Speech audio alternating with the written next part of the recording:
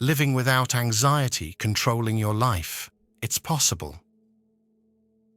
You just need to learn to see things differently.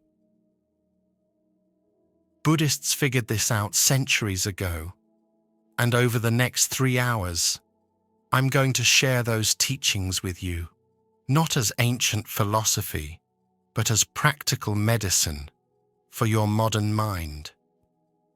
Tools to recover your calm, release the tension you've been carrying, and return to your center. All you need to do is listen. And gradually, gently, peace will find its way back into your life. Hello, friend.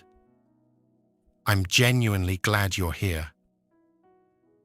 If you'd like, leave a comment, even just a word or two about how you're feeling right now. You're not alone in this.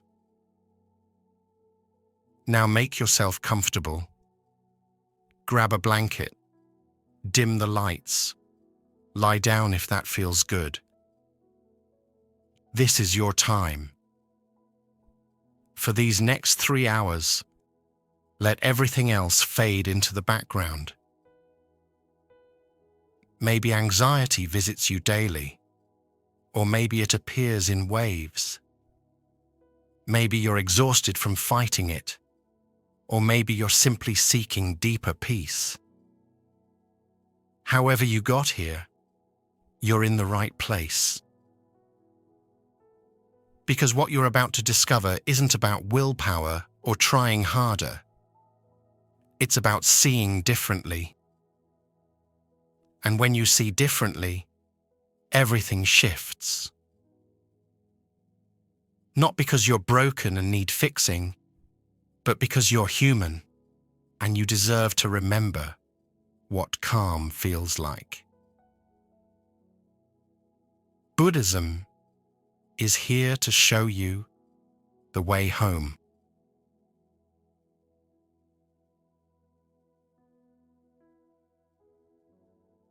Let me tell you what Buddhism doesn't promise, because this matters more than you might think. It won't make anxiety disappear forever. It won't build an invisible shield around your nervous system. It won't turn you into someone who never feels stressed, worried, or afraid. And honestly, that's the most liberating news you'll hear today. Because what Buddhism actually offers is something far more real, far more lasting, and infinitely more powerful. It offers you a completely transformed relationship with anxiety itself.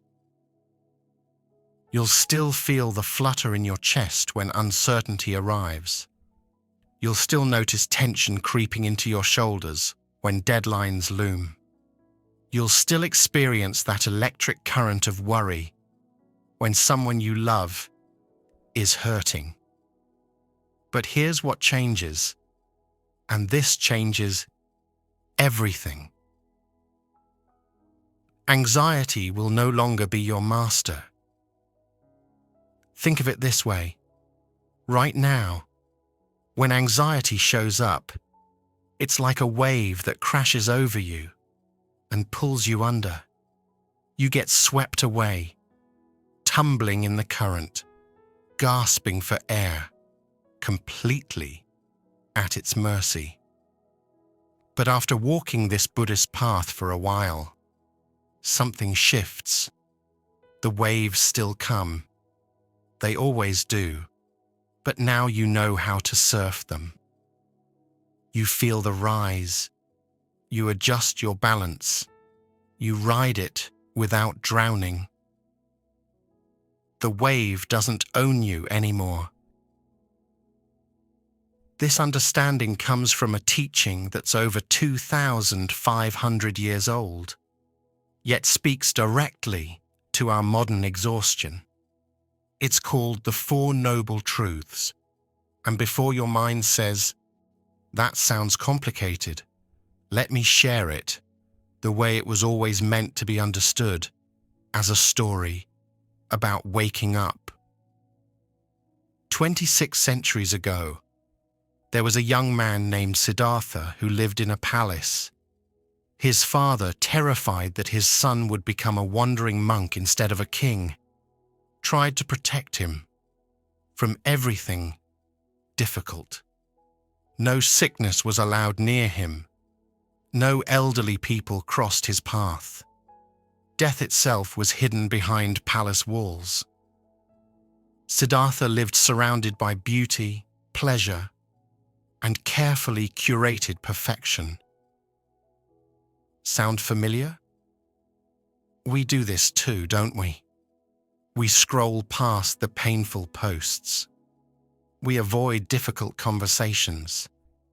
We keep ourselves so busy that we never have to sit with what's actually brewing inside. We build our own palace walls, thinking if we just arrange things perfectly enough, anxiety won't find us there. But here's what happened to Siddhartha. One day, curiosity won. He left the palace and encountered what Buddhist teachings call the four sights: a sick person, an elderly person, a corpse, and finally, a wandering monk with a peaceful face. In a single afternoon, his carefully constructed reality shattered. He saw that suffering exists. He couldn't unsee it. And more than that, he realized something that changed the trajectory of his entire life. Avoiding suffering doesn't make it disappear.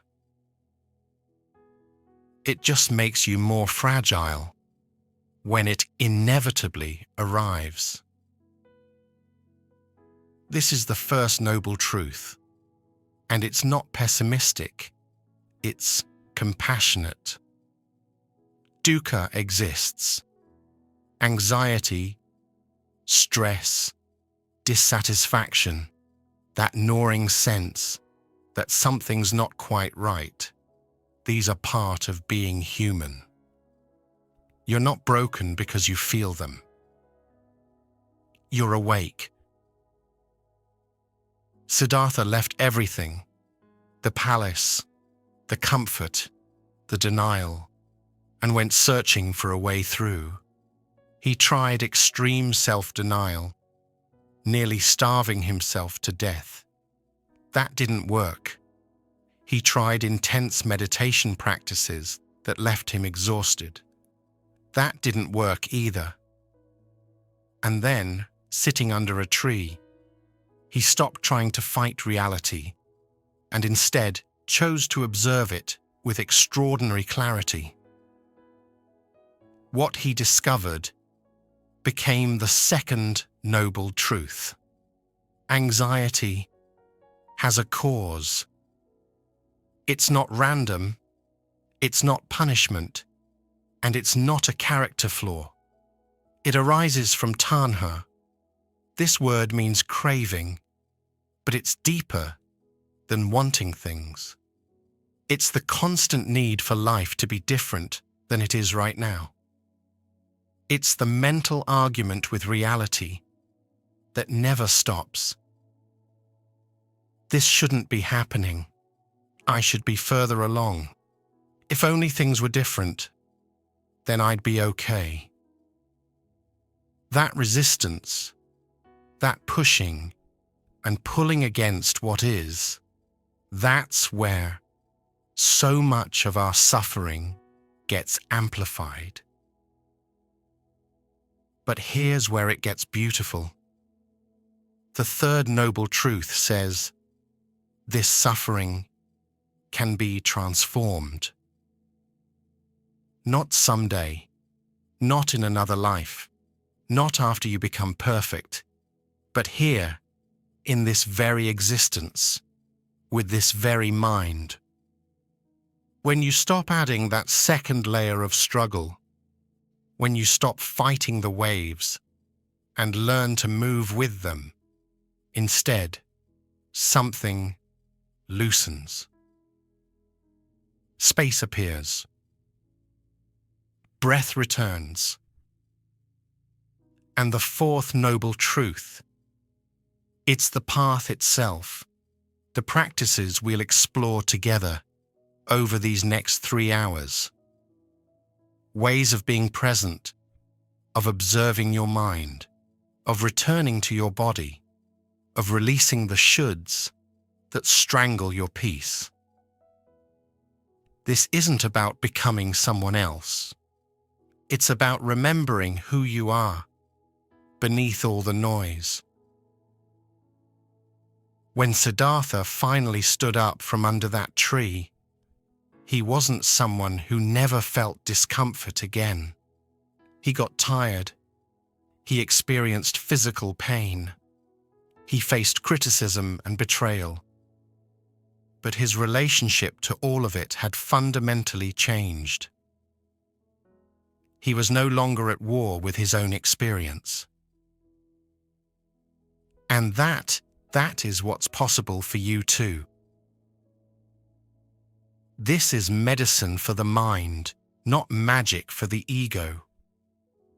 Buddhism won't hand you a life free from challenges. It won't eliminate every uncomfortable feeling. What it will do is teach you how to stop making everything worse by resisting, avoiding, or believing every catastrophic thought that drifts through your awareness. Over the next 3 hours, we're going to walk this path together, not as a lecture, but as an exploration, not as a fix, but as a homecoming. You'll hear stories that mirror your own struggles. You'll encounter practices so simple they might seem too easy to work, until you try them and feel something shift. You'll discover that the peace you've been searching for everywhere else has been waiting patiently inside you all along. This isn't a one-time miracle cure. You won't finish these 3 hours and never feel anxious again. What you will have is a toolkit, a compass, a way of seeing that makes the next moment of anxiety less overwhelming than the last. And then the next one, easier, still. And gradually, you'll realize you're living differently. You're breathing more deeply. You're reacting less quickly. You're present more often. The same life circumstances might still be there, but you're meeting them from a different place, a place of clarity instead of chaos, of wisdom instead of worry. This is what Buddhism actually offers. Not the elimination of the human experience, but the transformation of your relationship to it. Not a promise that you'll never feel anxiety, but a guarantee that anxiety doesn't have to run your life anymore. And that, my friend, is worth every moment of this journey. So take a breath. Settle a little deeper into wherever you're listening from. Let your body soften, even just a fraction. Because what comes next might just change everything.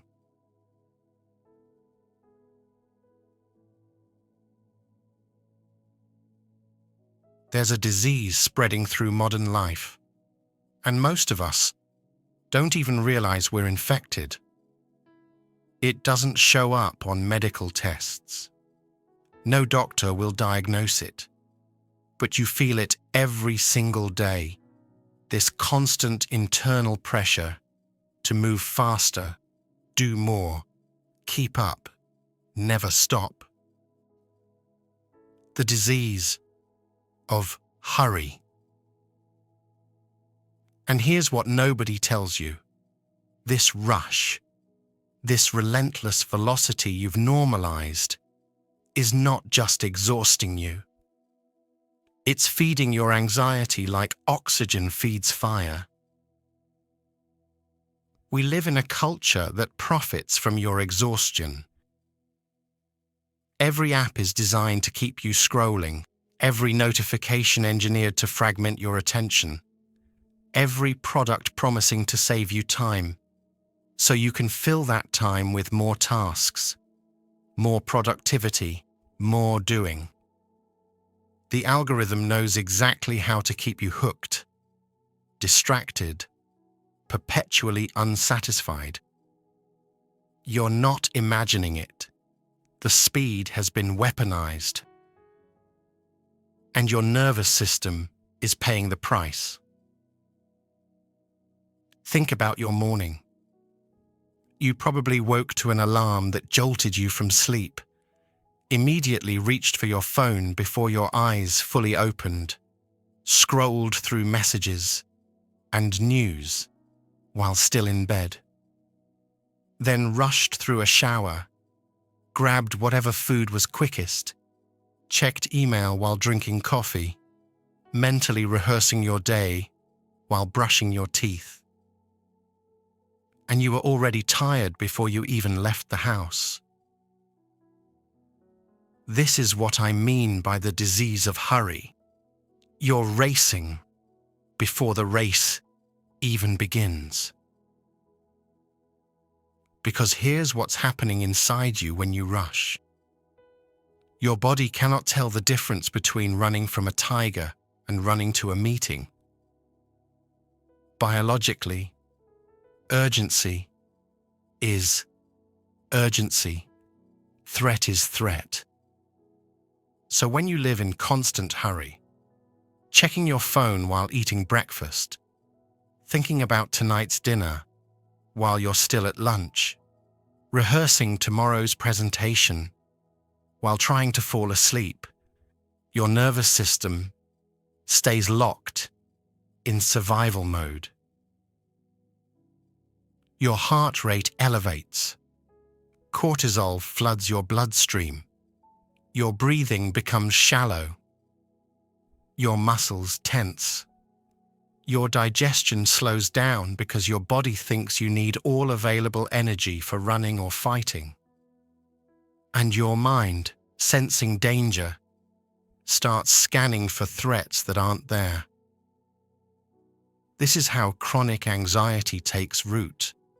Not because something terrible is happening, but because you've taught your body that everything is urgent, everything matters, everything needs to be done right now. The sympathetic nervous system, your fight or flight response, was designed for short bursts. See danger, respond, return to baseline. But when you're rushing from the moment you wake until you collapse at night, that system never gets to reset. You're running on stress hormones all day long, and your body starts to believe this is normal. This becomes your baseline. No wonder you're exhausted.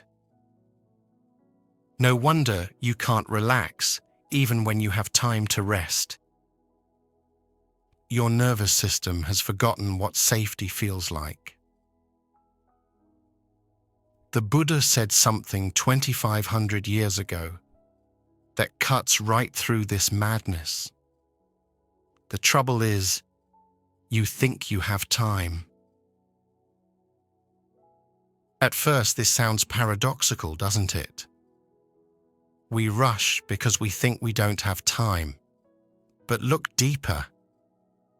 We rush because we believe there will be a moment, someday, later, eventually, when we can finally rest, finally be present, finally feel okay. We're constantly trading this moment for an imaginary future moment when things will be better, calmer, more complete. After this project is done, then I'll relax. After I get that promotion, then I'll slow down. After the kids are older, after I have more money, after everything falls into place, then I'll finally be able to breathe. But that moment never arrives, because you keep pushing it forward. The goalpost keeps moving, and you keep running toward a finish line that doesn't exist. Let me share a story that changed how I understand this. There was a Zen monk in Japan who lived near a busy train station in Tokyo, one of the most chaotic intersections of humanity you can imagine. Thousands of people rushing in every direction, announcements blaring, the roar of trains arriving and departing every few minutes, the constant surge of urgency. Salary workers rushing to not be late, tourists frantically consulting maps, everyone moving as if their life depended on speed. A Western journalist visited this monk and asked him, "How can you possibly meditate here? How can you find peace in the middle of all this chaos? Don't you want to live somewhere quieter?"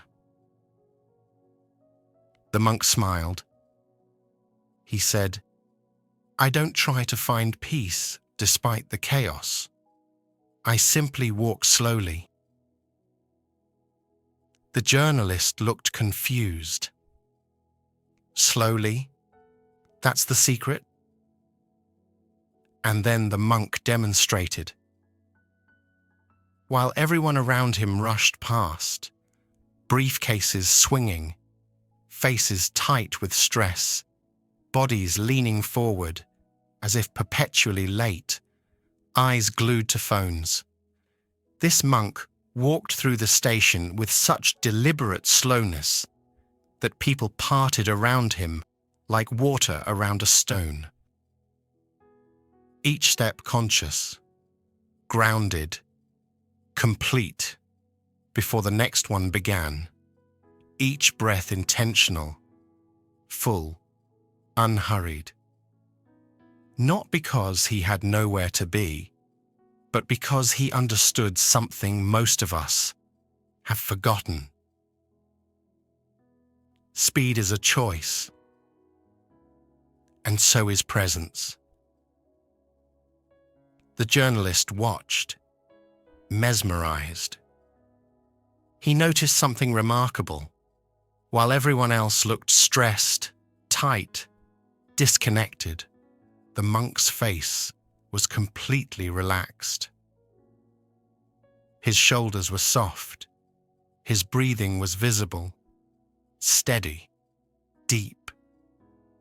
And there was something in his eyes, a clarity, an aliveness that everyone rushing past him had lost somewhere along the way.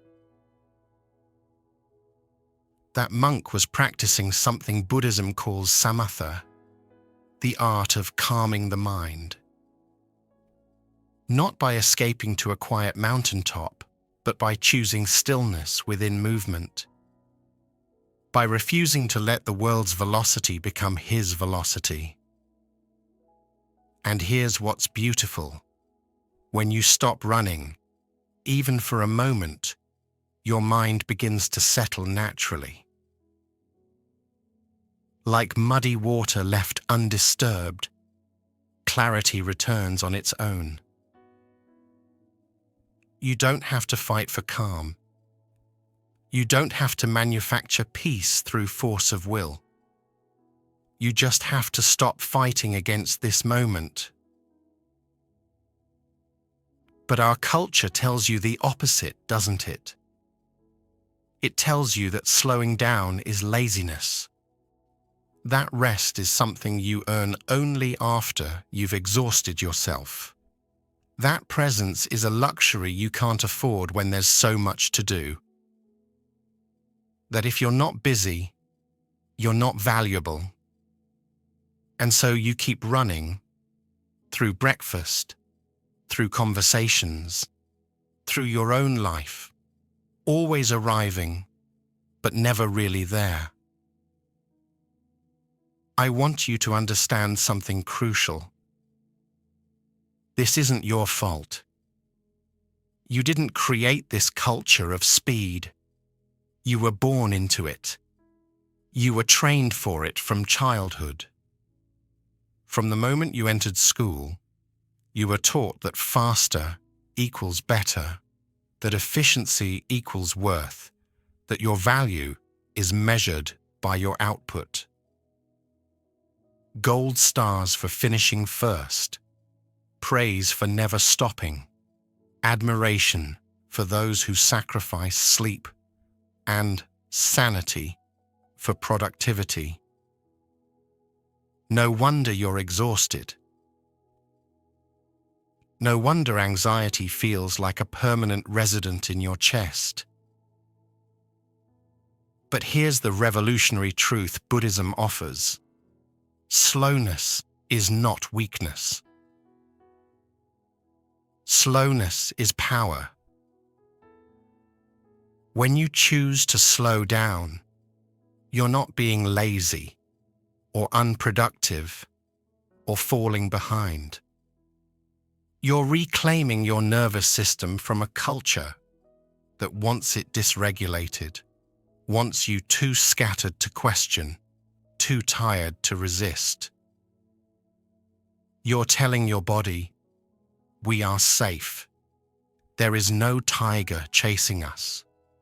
This moment, right here, is enough. And your body listens. It begins to exhale. Shoulders drop. Jaw unclenches. Breathing deepens. Heart rate slows.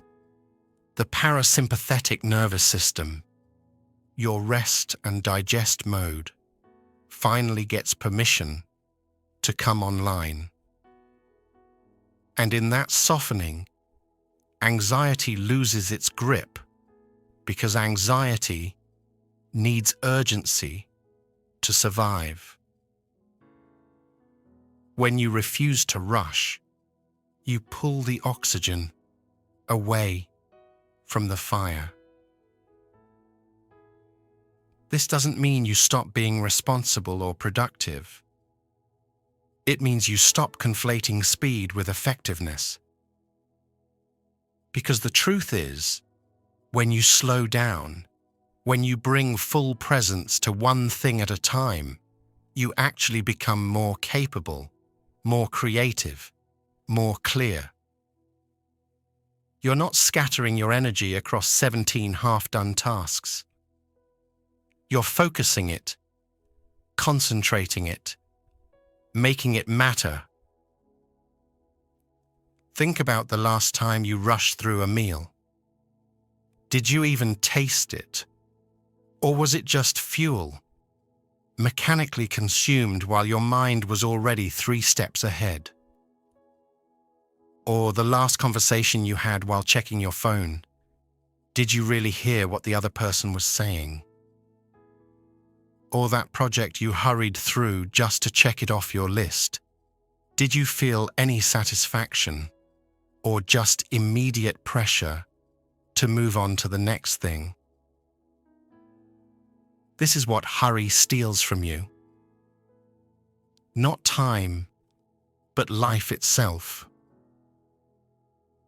The texture of it, the taste of it, the feeling of actually being here for your own existence. The practice begins with awareness. Start noticing when you're rushing.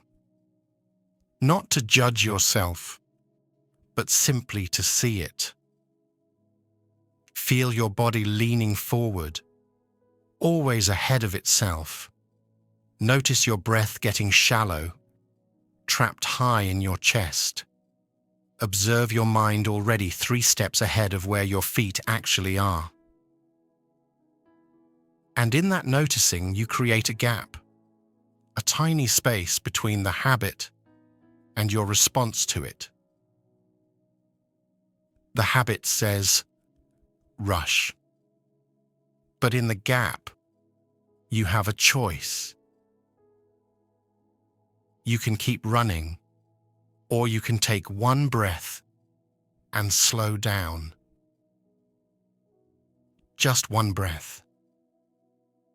That's all it takes to begin reclaiming your time, reclaiming your nervous system, reclaiming your life from the tyranny of speed. The monk in Tokyo Station understood this. He didn't need the world to slow down for him to find peace. He didn't wait for perfect conditions or a quieter life. He simply refused to let the world's panic become his panic. And you can do this too. Right where you are, right in the middle of your complicated, full, demanding life. You can choose slowness. And in doing so, you choose sanity. You choose presence. You choose yourself. Now let's talk about what it actually means to be present, because this is where everything shifts. The present moment. You've heard this phrase 1,000 times, haven't you? It's become almost cliché in wellness circles. Be here now, they say, as if it's obvious, as if you're not already here.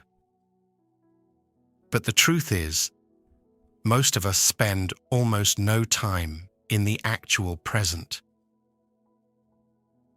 Your body is here, yes, sitting or standing or lying down, physically occupying this space. But where is your mind? It's replaying yesterday's conversation, analyzing what you should have said differently. It's rehearsing tomorrow's meeting, scripting responses to questions that haven't been asked yet. It's planning next week, next month, 5 years from now, constructing elaborate scenarios about a future that may never arrive. Or it's lost in fantasy, in worry, in stories about who you should be and what you should have done. Meanwhile, this moment, the only moment you actually have, the only moment that's real, is passing you by completely unnoticed. Thich Nhat Hanh, the Vietnamese Zen master who brought mindfulness to the West, used to teach his students about presence through something beautifully simple, eating an orange. He would sit in front of a group, holding a single orange in his hands. Not doing anything with it at first, just holding it, feeling its weight, its texture. He'd turn it slowly, examining its skin, the tiny dimples, and variations in color. Then he'd bring it close to his face and smell it, really breathing in that bright citrus scent. His students would watch, some confused, some impatient, wondering when the lesson would begin. But the lesson had already begun. Then he'd peel it, so slowly that it felt almost ceremonial. Noticing the spray of oils as his thumbnail pierced the skin, feeling the way the rind released from the fruit, hearing the soft tearing sound. He'd separate each segment carefully, arranging them like petals. And when he finally ate it, He'd take one segment at a time, chewing slowly, tasting completely, the sweetness, the slight tartness, the burst of juice. It would take him 15 minutes to eat a single orange. His students would watch, initially thinking this was some kind of endurance test. Why was he making such a ceremony out of eating an orange? They had things to do, places to be. But then he'd explain, and everything would shift. When you eat an orange while thinking about your bills, he'd say, "You're not really eating the orange. You're eating your bills. You're consuming worry with a side of citrus. When you eat while planning tomorrow, scrolling through your phone, watching television, you're not tasting anything. You're just refueling, mechanical, disconnected. But when you eat an orange with your full attention, something sacred happens. You're actually alive. You're actually here. You're experiencing the miracle of taste, of nourishment, of this fruit that grew on a tree somewhere under sunlight and rain, traveled across distance to reach you, and is now becoming part of your body. That's not small. That's life itself, fully lived. This is what the present moment means. Not some mystical state you have to achieve through years of meditation. Not some impossible standard of never having a wandering thought. Just this, being where you are, doing what you're doing, without your mind splitting off into 100 other directions. Buddhism calls this sati, often translated as mindfulness, but the word actually means something closer to remembering. Remembering to come back. Remembering that life is happening right now, not in the story you're telling yourself about the past or the future. Your mind will wander. That's not a problem. That's not failure. The human mind is designed to wander. It's how we plan, imagine, learn from the past, prepare for the future. The practice isn't achieving some perfect state of constant presence. That's impossible. And that's not even the point. The practice is noticing when you've drifted, and gently, without judgment, bringing yourself back. Again and again and again. That's the whole practice. Think of it like training a puppy. The puppy wanders off, and you don't scold it or shame it. You just gently guide it back, over and over, and eventually the puppy learns. Your mind is the same way. It needs patient, compassionate training, not harsh criticism. And here's why this matters so much for anxiety. Anxiety cannot exist in the present moment. Really think about this. Anxiety is always about something that hasn't happened yet or something that already happened. What if I fail this presentation?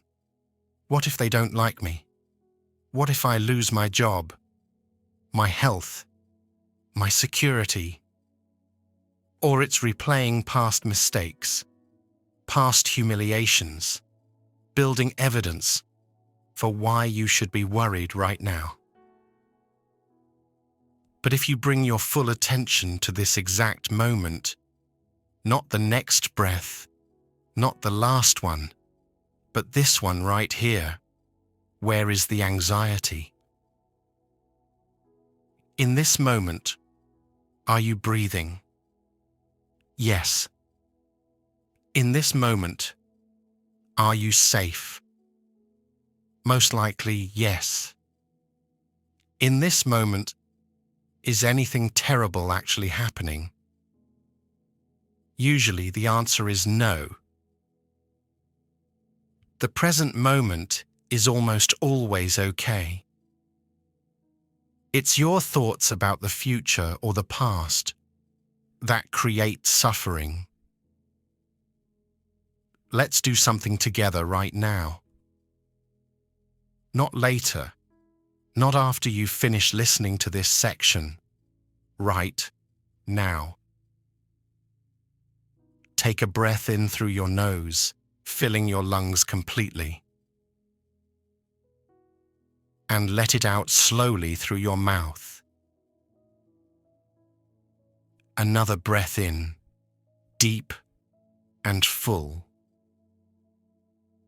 And release, letting everything soften. One more. Breathe in deeply, feeling your chest and belly expand. And let it go slowly, releasing any tension you're holding. Now take 2 more breaths at your own pace, your own rhythm. Notice, in those 5 breaths, where was your anxiety? Where was your worry about tomorrow or regret about yesterday? When you brought your full attention to just breathing, just being here, the mental noise probably quieted, even if only for a moment. That's the power of presence. That's what's available to you, always, in any moment you choose to return. This isn't about becoming some enlightened being who never worries. It's about having a refuge you can return to when the mind starts spiraling, when anxiety begins building its catastrophic scenarios. Your breath has been with you since the moment you were born, and it will be with you until your last moment. It's the most faithful companion you have. And when you anchor your attention there, even briefly, you step out of the time machine of anxiety and land back in the only time that's real. Now, why could this alone transform everything? Because anxiety feeds on your absence. Every moment you spend lost in thought, ruminating on what might happen or what did happen, your anxiety grows stronger. But every moment you spend actually present, anxiety loses fuel. It's like a fire that needs your attention, your worry, your mental participation to keep burning. When you stop feeding it with catastrophic thinking and future tripping, it begins to die down naturally. You don't have to fight it. You don't have to positive think your way out of it. You don't have to be strong or perfect, or somehow transcendent. You just have to be here. Fully. Completely here. But I know what you're thinking right about now. This sounds beautiful, but I have a demanding job, kids who need me, bills that won't pay themselves, responsibilities that don't pause just because I want to be present. I don't have time for 15-minute orange meditations or hours of sitting in silence. And you're absolutely right. Which is why this final piece is so important. You don't need to quit your job or move to the mountains or become a monk. You don't need to overhaul your entire life or abandon your responsibilities. Breaking the speed addiction, learning to live with presence instead of pressure, starts with something so small it might seem insignificant. Sacred pauses. These are tiny moments of intentional slowness, planted throughout your day like seeds in soil. Small acts of presence that interrupt the automation of rushing. Before you eat, pause for 3 seconds. Look at your food. Notice its colors and textures. Take one conscious breath. Before you open the door to your home, pause. Let work fall away. Let your shoulders drop. Cross the threshold with awareness. Before you speak, especially when you feel reactive or defensive, pause. Feel the words forming. Choose them consciously rather than reacting from habit. These pauses are rebellion. Small, quiet acts of defiance against a culture that wants you running on empty, too scattered to notice what's been stolen from you. There's a story about a corporate executive, let's call her Sarah, who discovered this practice during one of the hardest periods of her life. She was working 80-hour weeks at a tech company, managing a team of 30 people, barely sleeping, surviving on coffee and adrenaline. Anxiety was her constant companion. Her jaw ached from clenching. Her stomach was always tight. She couldn't remember the last time she'd taken a full breath. One evening, after another brutal 14-hour day, she sat in her car in the parking garage and realized something that stopped her cold. She couldn't remember the drive to work that morning. Couldn't remember eating lunch, though her desk had an empty container on it. Couldn't remember a single conversation she'd had that day with any real presence. She was living, but she wasn't there for it. She was like a ghost in her own life, moving through the motions while completely absent from the experience. That night, sitting in her car, something cracked, open. She started crying, not the pretty kind of crying, but the kind that shakes your whole body, the kind that's been building for months and finally breaks through. And in that breaking, she made a deal with herself. Every day, before getting out of her car, whether arriving at work or coming home, she would sit for exactly 1 minute. Not checking her phone, not planning her next move, not rehearsing conversations. Just sitting, breathing, noticing where she was, how she felt, what she needed. 1 minute.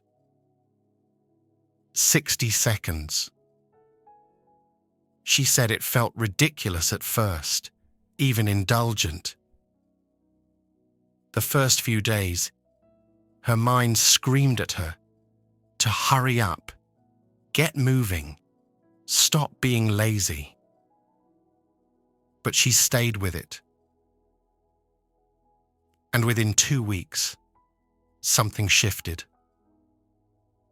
That 1 minute of pause began changing the other 1,339 minutes of her day. She started noticing when she was rushing unnecessarily, when urgency was just habit rather than reality. She began actually hearing her children when they spoke to her after work. She found herself taking full breaths throughout the day. Her anxiety didn't disappear. She still had hard days, overwhelming moments. But its grip loosened because she'd created a practice of returning to herself, of coming back to presence again and again. That's what sacred pauses do. They interrupt the automation, the mindless rushing from one thing to the next, without ever actually arriving anywhere. They remind you that you're not a machine programmed for productivity. You're a human being, and being requires presence. Start with one. Choose one transition in your day: waking up, starting work, coming home, eating a meal, going to bed, and build in a 5-second pause. Just 5 seconds of being, breathing, arriving where you are. It won't feel like much. Your mind will probably resist, call it silly, tell you there are more important things to do. But these small rebellions accumulate. They create cracks in the armor of speed, letting light in. And through those cracks, your life starts seeping back in, the life you've been too busy to notice, the moments you've been too rushed to experience. Before we move forward, let's check in together. This is itself a sacred pause. How do you feel right now, in this moment? Not how you felt when you started listening, not how you think you'll feel later. Right now. Is your breathing easier than when you began? Has your body softened even slightly? Are your thoughts moving a little slower? Or maybe nothing has changed yet, and that's okay too. Don't judge what you find. Just notice. Because this noticing, this gentle awareness of your present moment experience, this is the practice itself. You're doing it right now. You're here.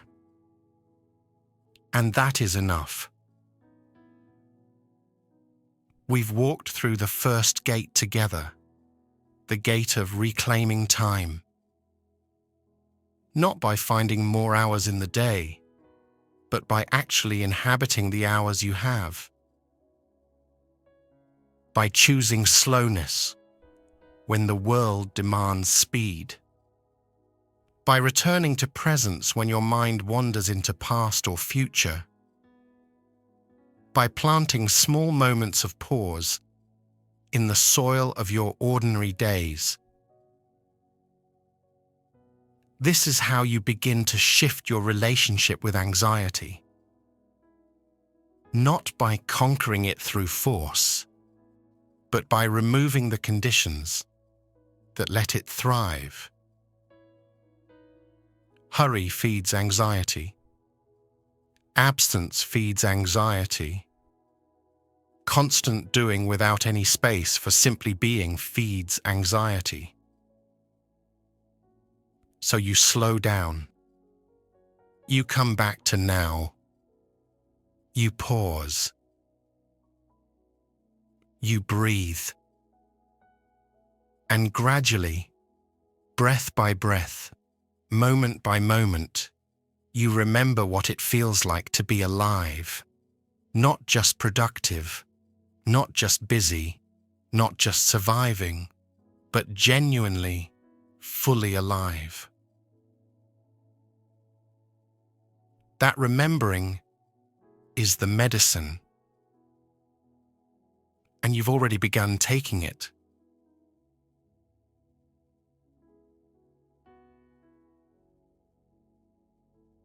There's something you need to understand about your mind, something that might initially feel unsettling, but ultimately becomes the most liberating truth you'll ever encounter. Your mind is not your master. Right now, as you listen to these words, your mind is probably doing what it always does, commenting, analyzing, agreeing, or disagreeing, drifting to something you need to do later, replaying something from earlier today. It's like a radio that never turns off, a constant stream of thoughts, judgments, stories, worries, and plans. And somewhere along the way, you learn to believe that this voice in your head is you. But it's not. The Buddha taught something 2,500 years ago that modern neuroscience is only now confirming. The untrained mind is like a drunken monkey. No, really. That's the actual teaching. A drunken monkey that's been stung by a bee, leaping wildly from branch to branch, never settling, always agitated, constantly seeking the next thing to grab onto.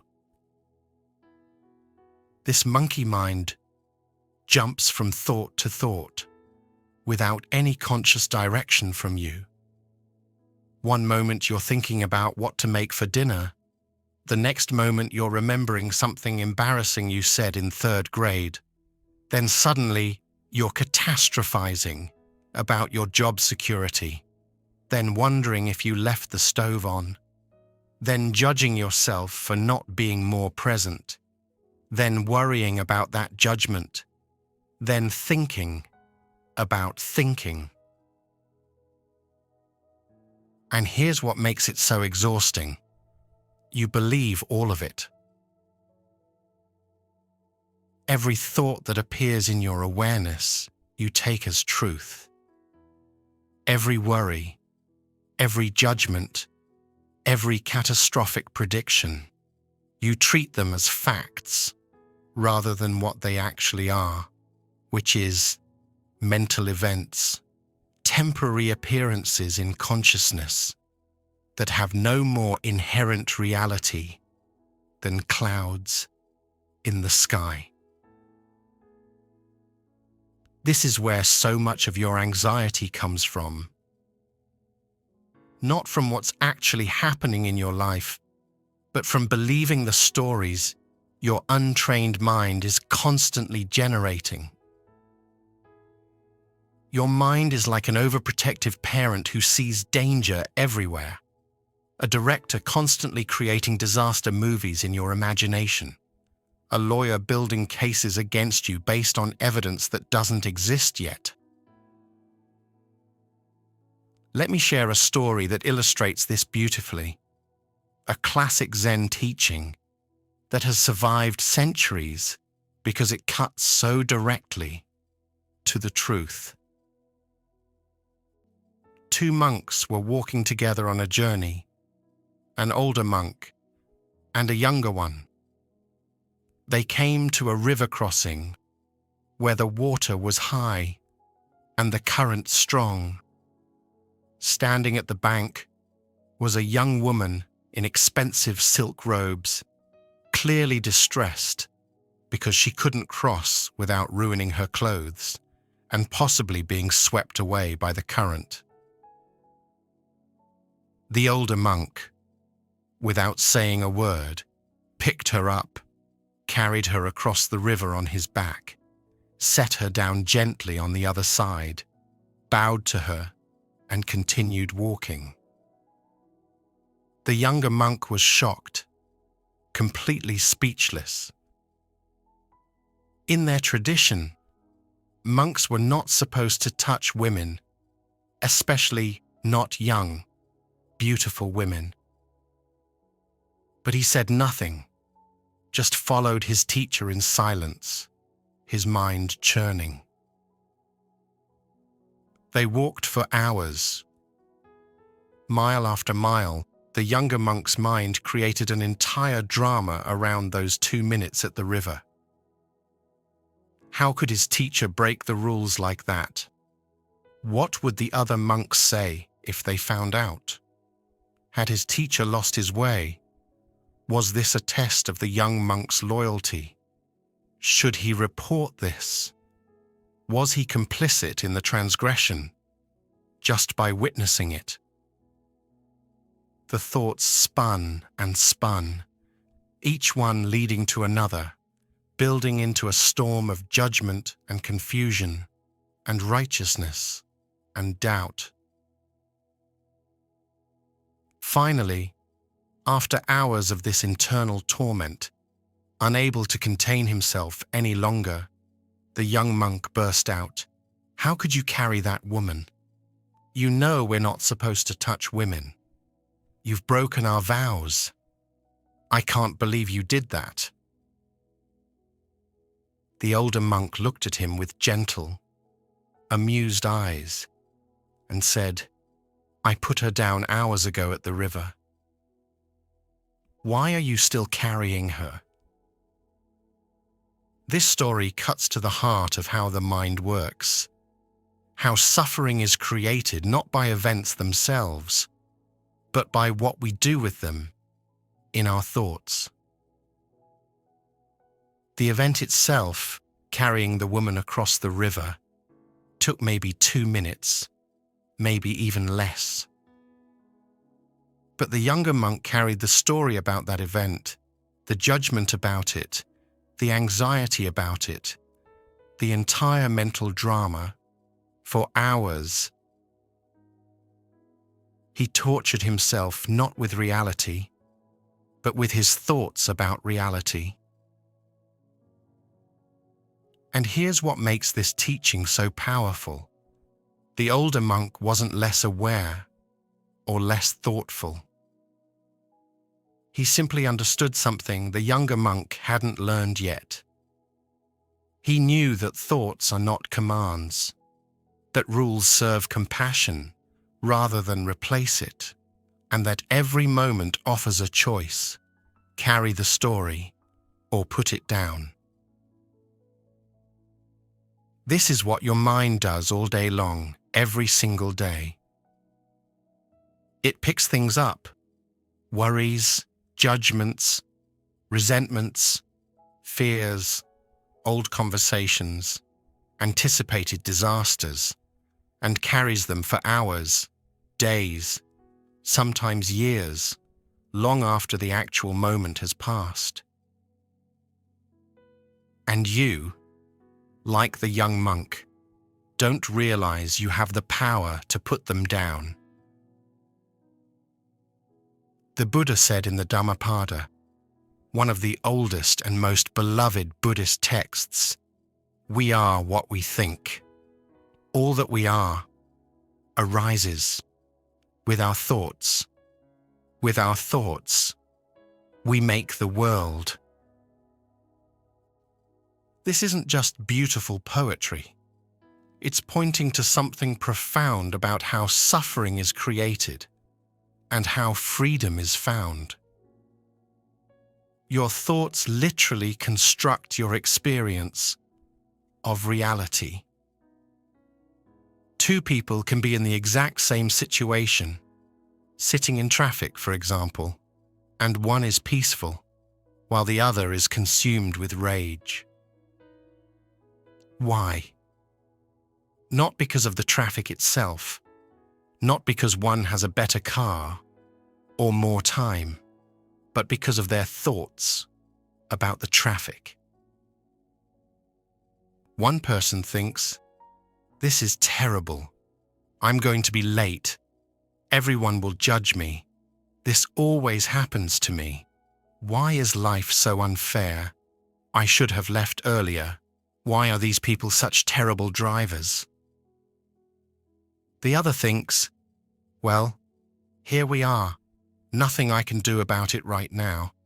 Might as well take some breaths and listen to music. Maybe I'll arrive a few minutes late, and that's okay." Same traffic, same delay, completely different experience. This is why understanding the nature of thought is so crucial for freeing yourself from anxiety. Because once you see, really see, that your thoughts are not facts, that they're just mental events, just appearances in consciousness, everything changes. Thoughts are like visitors knocking on your door. You don't have to invite them in for dinner. You don't have to let them move in and redecorate your house. You don't have to believe everything they say or follow every suggestion they make. You can acknowledge them. Oh, there's a worried thought. There's a judgment. There's a catastrophic prediction. And let them move on without building your whole day around them. Viktor Frankl, the psychiatrist who survived the Nazi concentration camps and went on to develop logotherapy, said something that echoes this Buddhist wisdom perfectly. Between stimulus and response, there is a space. In that space is our power to choose our response. In our response lies our growth and our freedom. That space, that tiny gap between a thought appearing and you believing it, between a worry arising and you getting swept away by it, between an impulse and an action, that's where your freedom lives. And the beautiful thing, you can learn to widen that space. You can train your mind to pause, to observe, to choose, rather than automatically react. This is what we're going to explore now, how to observe your mind without being controlled by it. Buddhism calls this vipassana, which translates to clear seeing or insight. It's the practice of watching your thoughts without becoming them, observing your mind without being swept away by every mental current that flows through. Imagine your mind is the sky. Throughout the day, all kinds of weather passes through: clouds, storms, sunshine, fog, rain, snow, wind. Sometimes the weather is gentle and pleasant, warm sunlight and soft breezes. Sometimes it's harsh and difficult, dark thunderstorms and cold winds. But here's what never changes: the sky itself. The sky doesn't fight the clouds. It doesn't say, "I shouldn't have clouds today. This is terrible. I need to make the clouds go away. I should be better at keeping clouds out." It simply holds them, allows them, provides space for them to move through. And no matter how dark the storm gets, no matter how violent the weather becomes, the sky is never actually damaged by it. When the storm passes, the sky is still there, unchanged, vast, open. You are like that sky. Your thoughts, your emotions, your worries and fears and joys and sorrows. These are the weather. They come, they intensify, they move through, they pass. But you, the awareness that observes all of this, the consciousness in which all experience appears, you remain. This is one of the most revolutionary insights in all of Buddhism. You are not your thoughts. You are the space in which thoughts appear. You are not the weather. You are the sky. When you can rest in that understanding, even for a moment, anxiety loses its absolute power over you. Because you realize, oh, this is just weather. This is just a thought storm passing through. It feels intense right now. It feels so real. But it's not who I am. It's not permanent. And it won't last forever. Let me give you a practical tool you can use right now, today. The very next time anxiety starts building in your mind and body. When you notice a thought that's creating distress, pause and ask yourself this simple but powerful question: is this a fact, or is this a story my mind is telling? Let's try it with a real example, one that many people experience. Imagine you have a job interview tomorrow. Your mind starts spinning the moment you think about it. I'm going to mess this up. I always mess these things up. I never know what to say. They're going to ask me questions I can't answer. They're going to see right through me. They'll know I'm not really qualified. I'm going to be so nervous. I'll stumble over my words. My hands will shake. They're going to judge me harshly. I won't get the job. I'll never get a good job. I'm going to end up broke and alone. That's the catastrophe spiral. And if you've ever experienced anxiety, you know exactly what I'm talking about. One thought leads to another, each one more dire than the last, until you're not just nervous about an interview. You're convinced your entire future is doomed. Your life is falling apart. Everything you've feared is about to come true. But now, pause. Take a breath. Ask the question, is this a fact or is this a story? Fact, you have an interview tomorrow. Story, you're going to mess it up. Fact, you feel nervous right now. Story, being nervous means you'll fail. Fact, you don't know what questions they'll ask. Story, you won't be able to answer them. Fact, this is an important opportunity. Story, your entire future depends on this one interview. Do you see the difference? Facts are things that are actually verifiably true in this moment. Stories are narratives your mind creates about what might happen, usually based on fear, past experiences that may not be relevant anymore, or worst-case scenarios that have a very low probability of actually occurring. And here's the thing, your mind is really, really good at making stories feel like facts.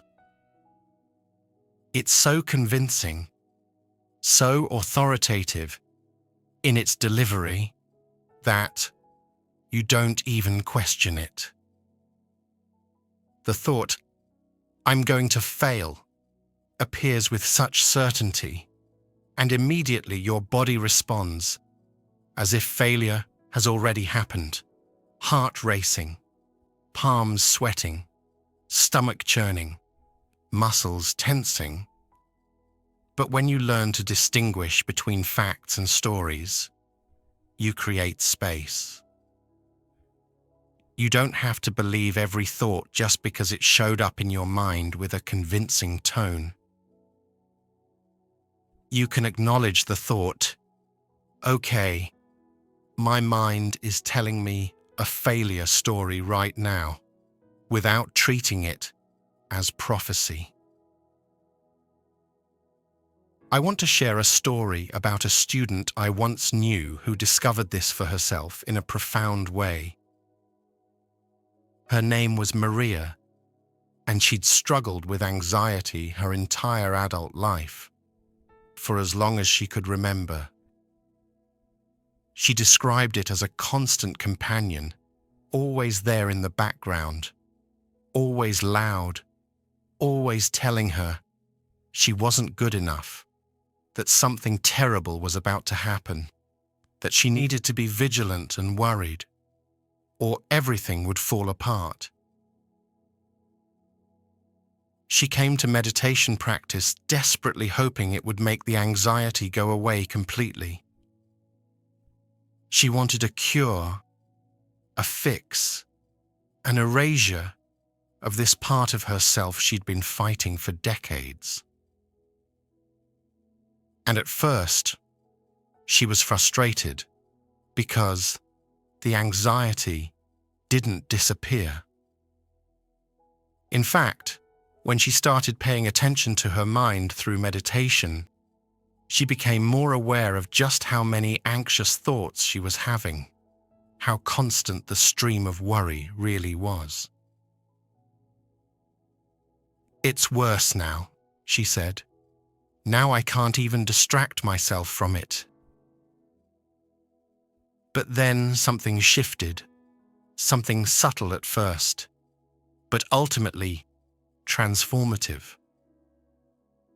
During one practice session, she was sitting there in meditation, and the familiar anxiety arose, that tight feeling in her chest, that racing mind, that voice saying, "Something's wrong. Something's wrong. You're not safe. You need to do something." But this time, instead of becoming the anxiety, instead of letting it take over completely and define her entire experience, she noticed herself having a thought. She heard herself think, "I'm so anxious." And then she realized, wait. If I can observe the thought, "I'm anxious," if I can hear that voice saying, "I'm anxious," then who's doing the observing? Who's listening to that voice? In that moment, she discovered what Buddhists have been teaching for millennia. There's a part of you that can watch the anxiety without being consumed by it. You can feel anxious and simultaneously be aware that you're feeling anxious. And that awareness, that observer, that witnessing presence is separate from the anxiety itself. She described it like this, and I'll never forget her words. It was like I'd been drowning in the ocean my whole life, convinced that I was the waves, that I was the water itself. And suddenly I realized I could also be standing on the shore, watching the waves crash and recede. The waves were still there, still intense, still powerful, but I wasn't only in them anymore, being tossed around. Part of me was safe on land, just observing, just witnessing. That's vipassana. That's clear seeing. And it's available to you right now, in this very moment. One of the most powerful practices for developing this skill is something called labeling or noting. It's beautifully simple, almost too simple to seem effective, but it works. When you notice your mind doing something, you just quietly, gently name it. Thinking, thinking. Worrying, worrying. Planning, planning.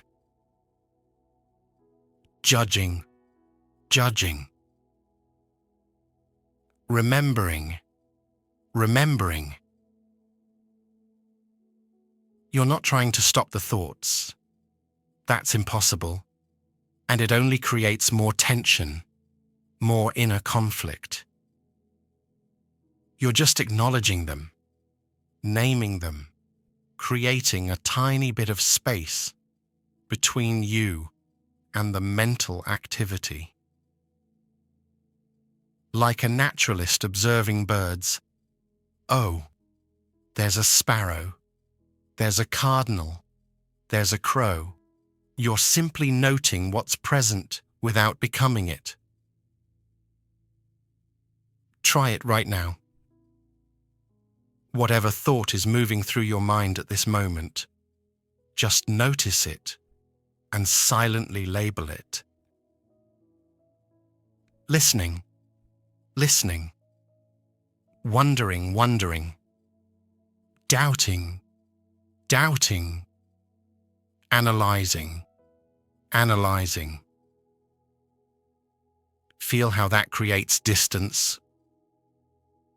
You're not suppressing anything, not pushing anything away, not saying thoughts are bad or wrong. You're just observing the way you might watch clouds drift by or leaves float down a stream, acknowledging what's there, without grasping at it or fighting against it. This practice works because it engages a different part of your brain, the observing, witnessing, metacognitive part, rather than the reactive, emotional part. When you label worrying, worrying, you're not in the worry anymore. You're watching it from a slight distance, which automatically creates some separation, some breathing room. And in that separation, something miraculous happens. The thought loses some of its charge, some of its grip on you. It's still there, yes, but it's no longer the only thing in your awareness. No longer the totalizing reality it felt like before. It becomes one event among many, one cloud in a vast sky, rather than the entire universe of your experience. This is how you create distance without suppression, space without resistance. You're not saying, I shouldn't think this way. These thoughts are bad. I'm a bad person for having these thoughts. I need to get rid of them immediately.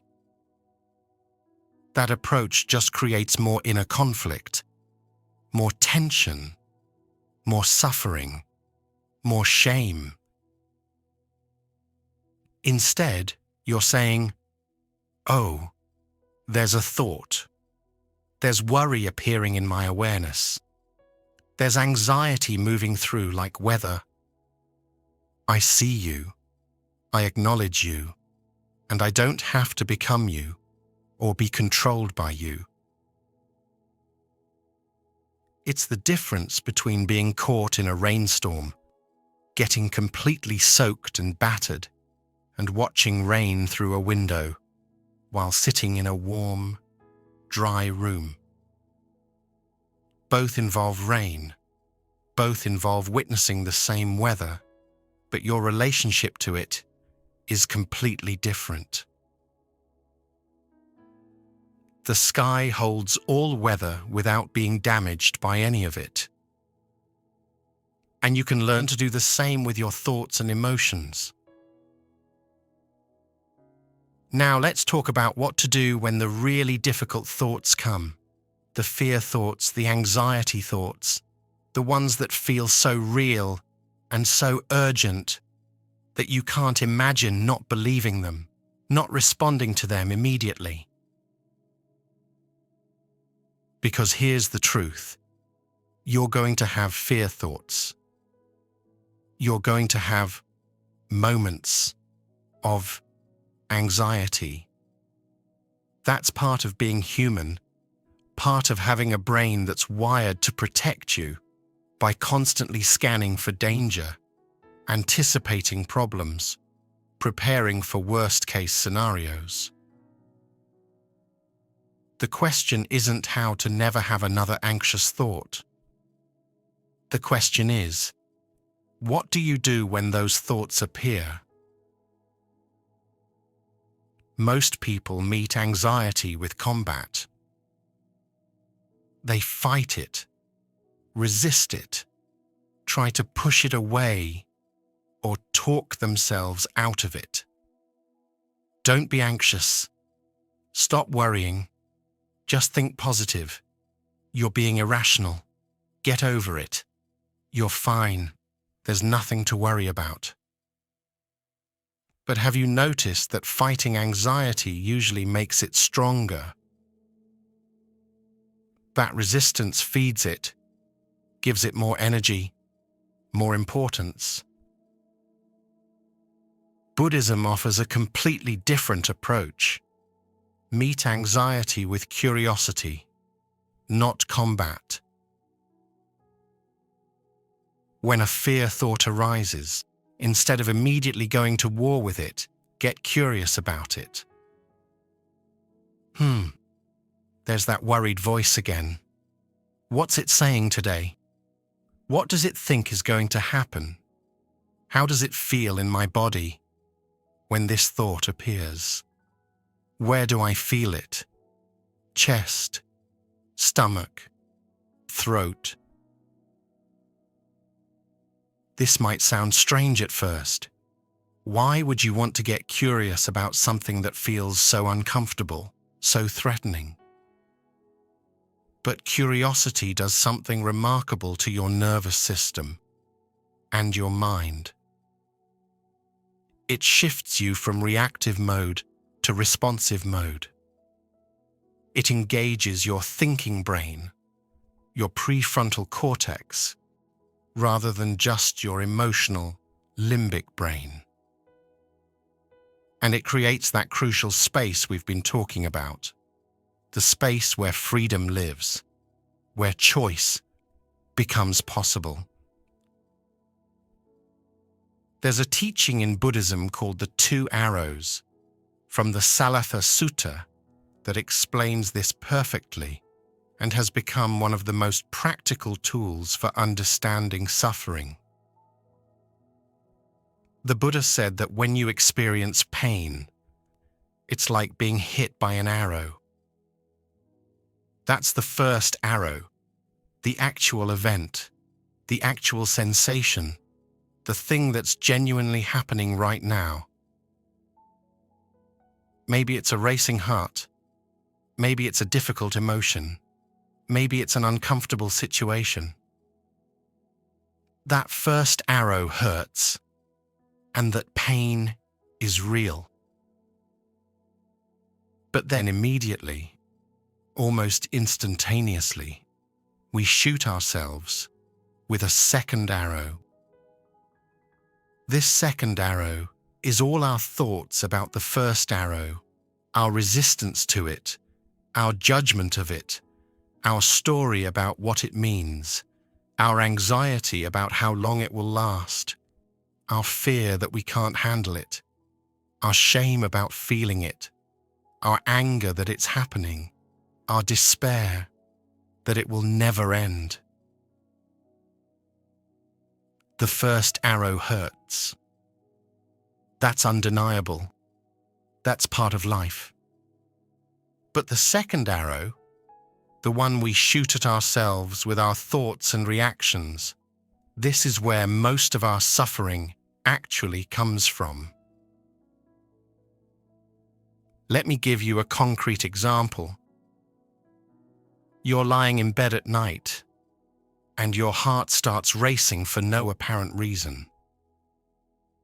That's the first arrow, a physical sensation, maybe from too much coffee earlier, maybe from stress, maybe from nothing at all, just one of those things bodies do sometimes. But then your mind jumps in with the second arrow. Oh no, why is my heart racing? Is something wrong with me? Am I having a heart attack? Should I go to the hospital? This is terrible. I can't handle this. What if it gets worse? What if I die? I'm never going to fall asleep now. Tomorrow is going to be awful. I can't function without sleep. Now you're not just experiencing a racing heart. You're experiencing full panic about the racing heart, which makes your heart race even faster, which creates more panic, which creates more physical symptoms, which creates a full-blown anxiety spiral that can last for hours.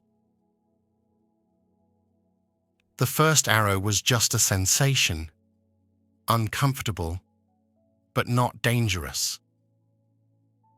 The second arrow turned it into suffering, into a crisis, into evidence that something is terribly wrong. Buddhism isn't asking you to not feel the first arrow. Pain, discomfort, fear, difficult emotions. These are all part of life and part of being human. But it is showing you, with great compassion, that the second arrow is optional. You don't have to add the story. You don't have to add the catastrophizing, the judgment, the resistance, that this shouldn't be happening. You can just be with what is, just feel the sensation or emotion, without making it worse, with your thoughts about it. This is what it means to not fight the thoughts. Watch them instead. When fear thoughts come, you don't have to engage with them, argue with them, prove them wrong, or push them away with force. They're just thoughts, just mental weather. They want attention, not obedience. Think of anxious thoughts like small children having a tantrum in a store. If you ignore them completely, pretending they're not there, they might escalate, scream louder, make a bigger scene. But if you drop everything and give them your complete attention, treating their drama as if it's real and urgent and must be addressed immediately, they learn that tantrums work, that this is an effective strategy. The middle way, the Buddhist approach, is to acknowledge them without getting pulled into their drama. I see you, fear thought. I hear you, worried mind. Thank you for trying to protect me. I know you think you're helping, but I'm okay right now in this moment, and I don't need to follow you down this catastrophic path. and then you breathe. Breathing is your anchor when the mental storm hits, when thoughts are swirling and threatening to pull you under. Not because breathing will magically make the thoughts disappear. It won't. But because it gives you something real to return to, something happening right now in this actual moment, rather than in the imaginary future your anxious thoughts are creating. When fear thoughts are swirling, try this. Don't try to stop them or suppress them or argue with them. Just let them be there in the background, like a television playing in another room, and bring your full attention to your breath. In through your nose, feeling the cool air. Out through your mouth, feeling the release. In, feeling your belly rise like a wave. Out, feeling your belly fall, letting everything soften. The thoughts will still be there, chattering away. Let them be. Just keep coming back to your breath, over and over, as many times as you need to, patiently, gently, without judgment. You're training your mind to know that thoughts are not commands that must be obeyed. They're just mental weather, and you can let them blow through while you stay anchored in something real, something present, something that's actually happening right now, rather than in some imagined catastrophic future that may never arrive. Take a moment now and notice, how does your mind feel? As you've been listening to these teachings, as you've been learning about the nature of thought, about observation without attachment, about the two arrows, about meeting anxiety with curiosity instead of combat, has something shifted? Maybe just slightly? Maybe your thoughts have a little more space around them. Maybe you're not taking them quite as seriously as you were 30 minutes ago. Maybe there's a sense that you're not completely at their mercy. This is what happens when you understand your mind from a Buddhist perspective, when you learn to work with it rather than against it. The thoughts don't necessarily disappear. Remember, we're not trying to stop the waves, not trying to achieve some impossible state of mental silence. But your relationship to them changes profoundly. They lose their absolute authority over you. They become less solid, less permanent, less overwhelming. You're learning to surf, not stop the waves. And surfing, staying balanced on the board while the waves move beneath you, riding them skillfully without being dragged under, this is a skill you develop gradually through practice, through falling and getting back up, through learning the rhythm of the ocean, through patience with yourself. Some days you'll stay balanced and ride the wave beautifully, feeling graceful and capable.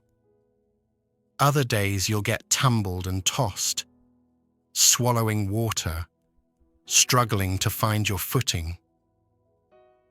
Both are part of the practice. Both teach you something valuable. The difference is that now you know you're not the waves.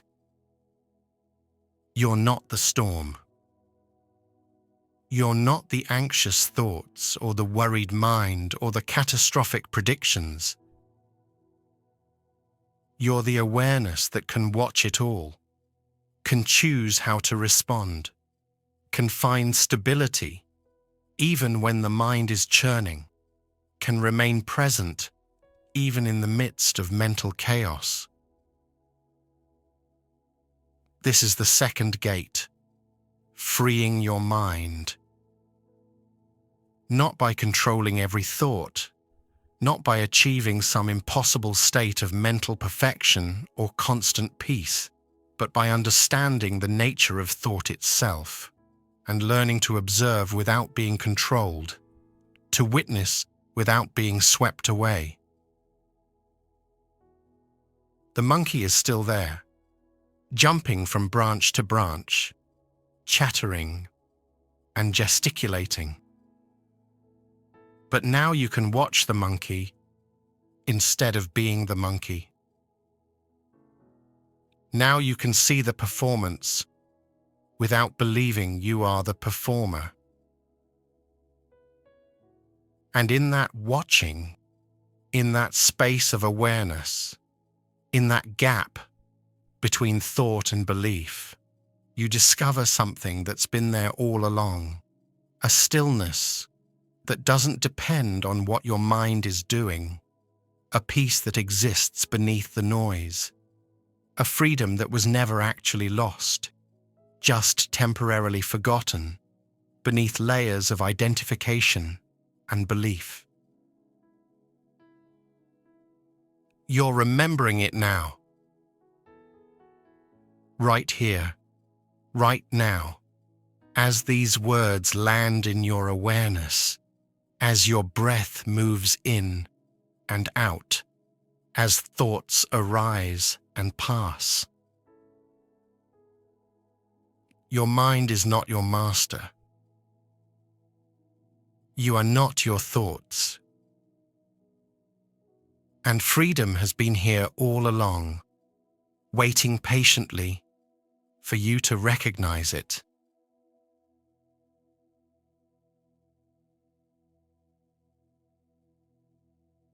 Your body has been trying to talk to you for a very long time.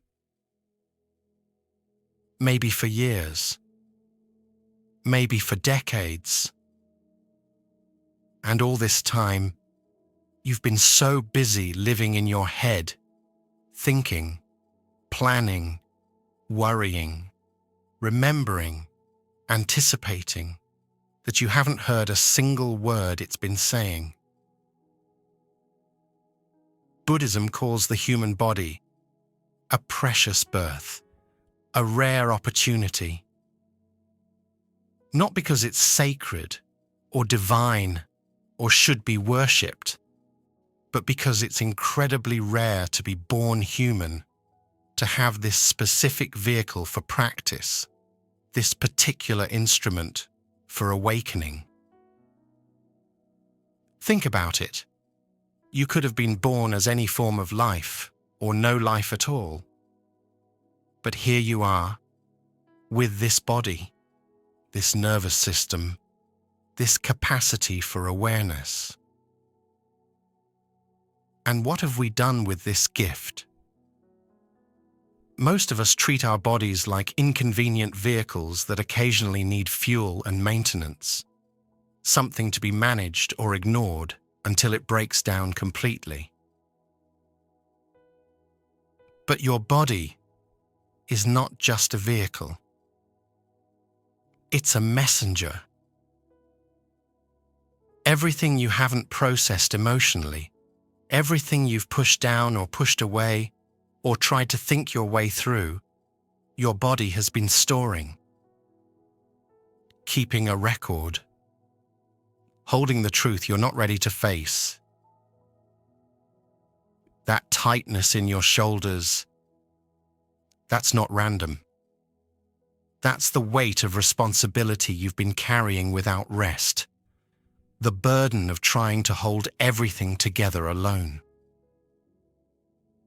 The clenching in your jaw, that's all the words you haven't said, all the screams you've swallowed, all the boundaries you haven't set. The knot in your stomach? That's anxiety that hasn't been acknowledged, fear that hasn't been felt, intuition you've been overriding with logic. Your body speaks in sensation before it speaks in words, before it speaks in symptoms, before it speaks in illness.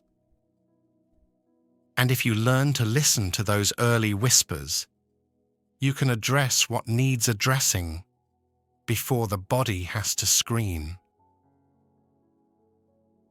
There's a woman I'll call Sarah who discovered this in a way that changed her entire relationship with herself.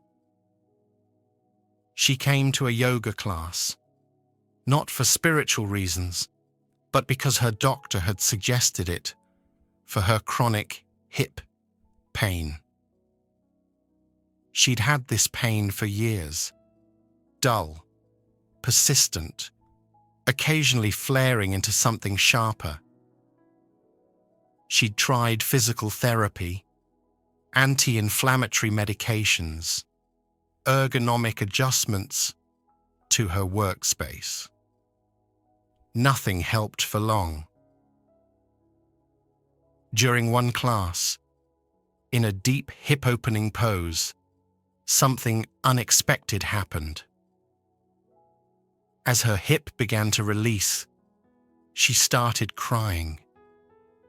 Not gentle tears, but full-body sobs that shook her completely. She had no idea why. She felt embarrassed, confused, but she couldn't stop.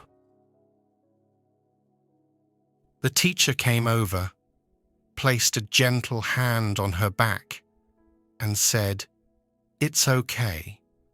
The body remembers what the mind forgets." Later, when Sarah had calmed down, memories started surfacing. Memories of her mother's death 10 years earlier. Memories she thought she'd dealt with because she'd gone to therapy, because she'd talked about it, because she'd intellectually processed the loss. But her body had been holding the grief all along, storing it in her hips, waiting for the day she'd finally be still enough to feel it. Over the following weeks, as she continued the practice, the hip pain gradually dissolved. Not because the stretching fixed a mechanical problem, but because she'd finally listened to what her body had been trying to tell her for a decade. This is what Buddhism has understood for over 2,000 years. The body is not separate from your emotional and mental life. It's all connected, all communicating, all part of one whole system.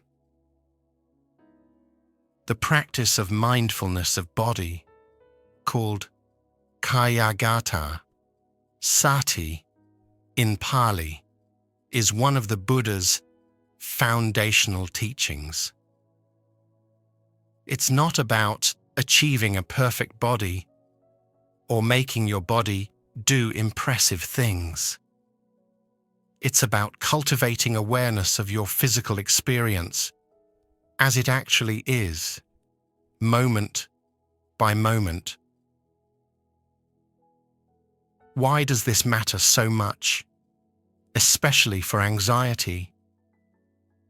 Because anxiety lives in the body first, mind second. Before you consciously register the thought, "I'm anxious," your body has already responded. Heart rate increases, breathing becomes shallow, muscles tense, digestion slows, hands get cold or sweaty. Your body is having an anxiety attack before your mind even knows what's happening. And modern life has trained you to ignore all of this. You sit at desks for hours without noticing your shoulders creeping up toward your ears. You stare at screens until your eyes burn and your neck aches, but you keep going. You eat lunch while reading emails, barely tasting your food. You hold your breath during stressful moments without realizing it. You override your body's signals: tired, hungry, need to move, need to rest, because there's too much to do, not enough time. Productivity matters more than sensation. You've become profoundly disconnected from yourself. And here's what Buddhism adds that might seem paradoxical at first. The body ages, decays, eventually dies. This isn't meant to be morbid or depressing. It's meant to be motivating. When you truly understand that this body won't last forever, that it's subject to impermanence, just like everything else, something shifts. You stop taking it for granted. You start listening more carefully to what it's telling you right now, today, while you still have the chance.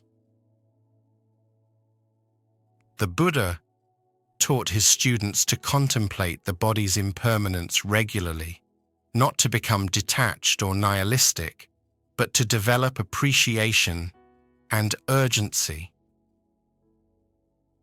This precious human birth, this opportunity to wake up, won't last forever. So pay attention now. Listen now. Listening doesn't mean worshipping your body or making it an idol. It means respecting the messenger, honoring the communication, taking seriously what your body is trying to tell you about your life, your stress levels, your unprocessed emotions, your need for rest or movement or nourishment or release. When your body says, "I'm tired," and you override it with caffeine and determination, you're not being strong. You're being cruel to the only vehicle you have for this lifetime. When your body says, "This hurts," and you numb it with distraction or substances or relentless busyness, you're not solving anything. You're just teaching your body that its messages don't matter, that it has to speak louder next time. But when you start listening, really listening, something beautiful happens. The body begins to trust you. It doesn't have to shout anymore. It can whisper, and you'll hear it. So how do you begin to listen after years of ignoring? You start with something gentle, something that doesn't require you to be flexible or fit or have any special skills. You start with simple awareness. Right now, wherever you are, let's do a friendly check-in with your body. This isn't a formal meditation with rules and right ways to do it. This is just you checking in with yourself, the way you might check in with a friend. Start at the top of your head. What do you notice there? Any tension? Any tightness? Any sensation at all? Don't try to change it. Just notice it. Move your awareness to your face, your jaw. Are you clenching? Most people are, and don't even realize it. Let your jaw soften if it wants to.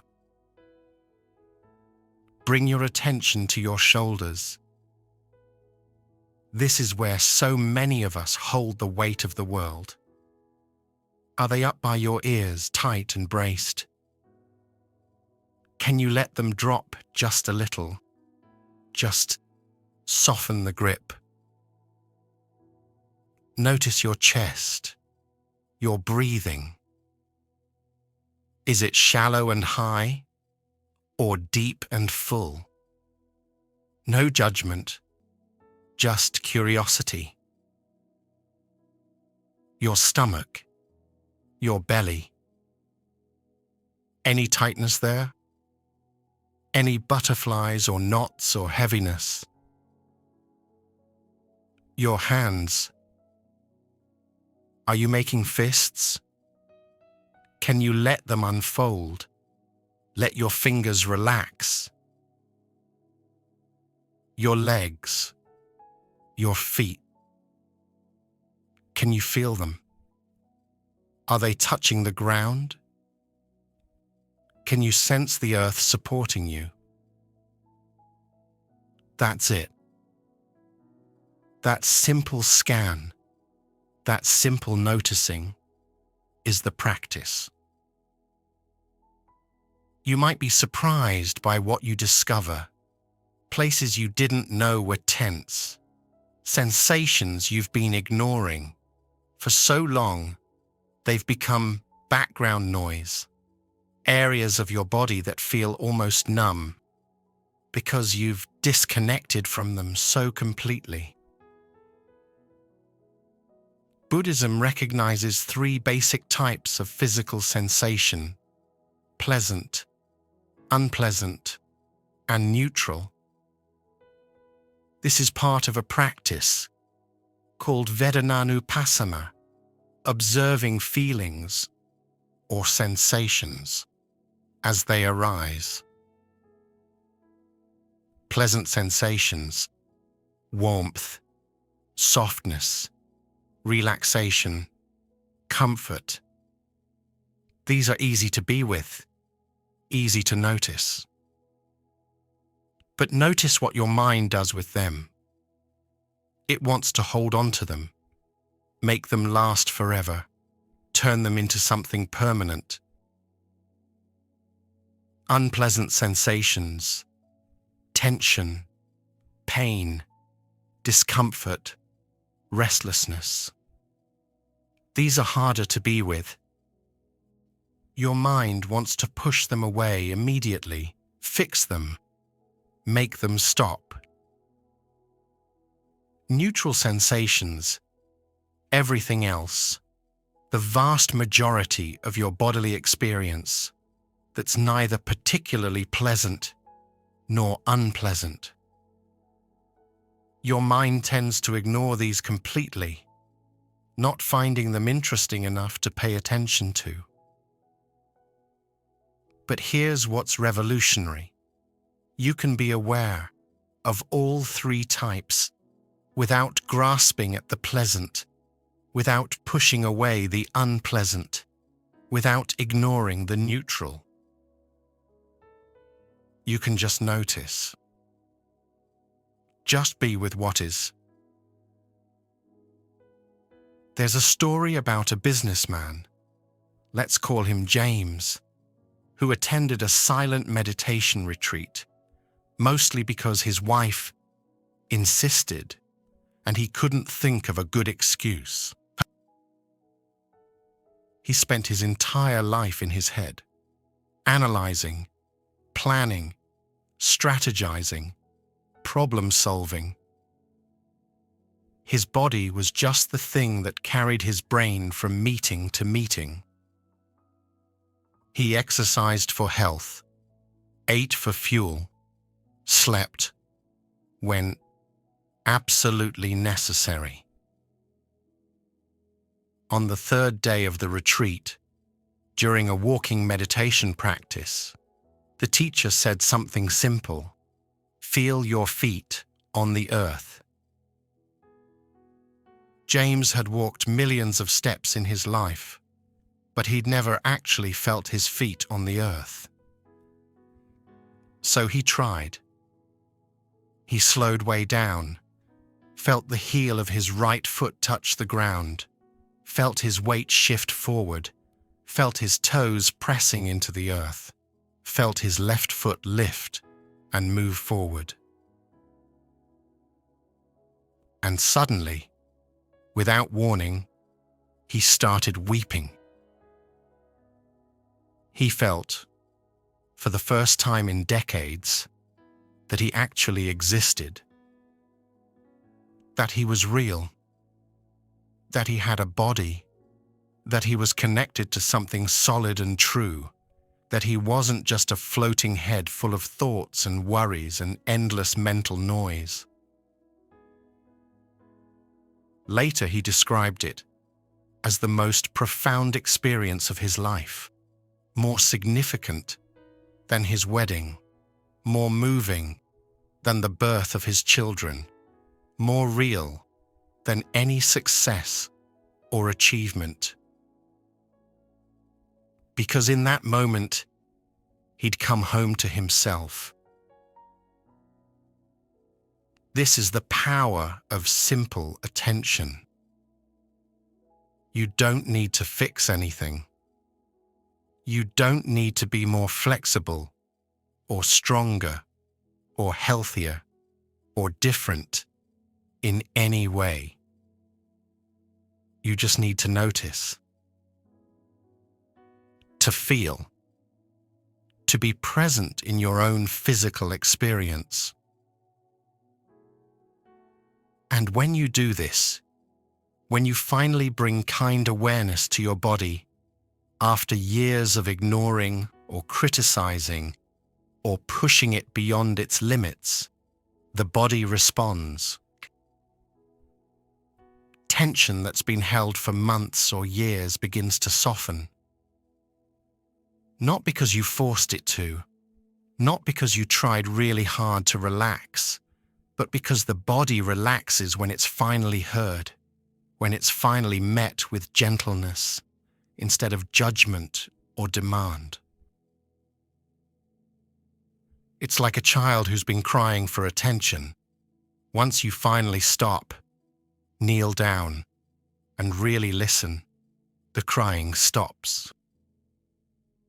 Not because you fixed the problem or gave them what they wanted, but because they feel seen, heard, acknowledged. Your body is the same way. It doesn't need you to be perfect.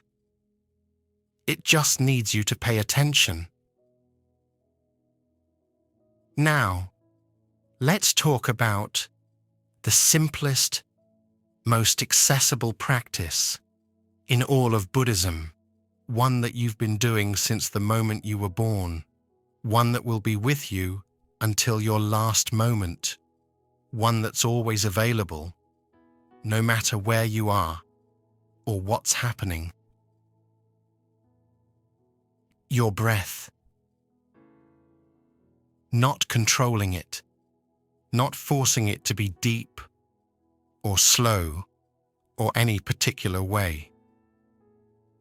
Just befriending it, just noticing it.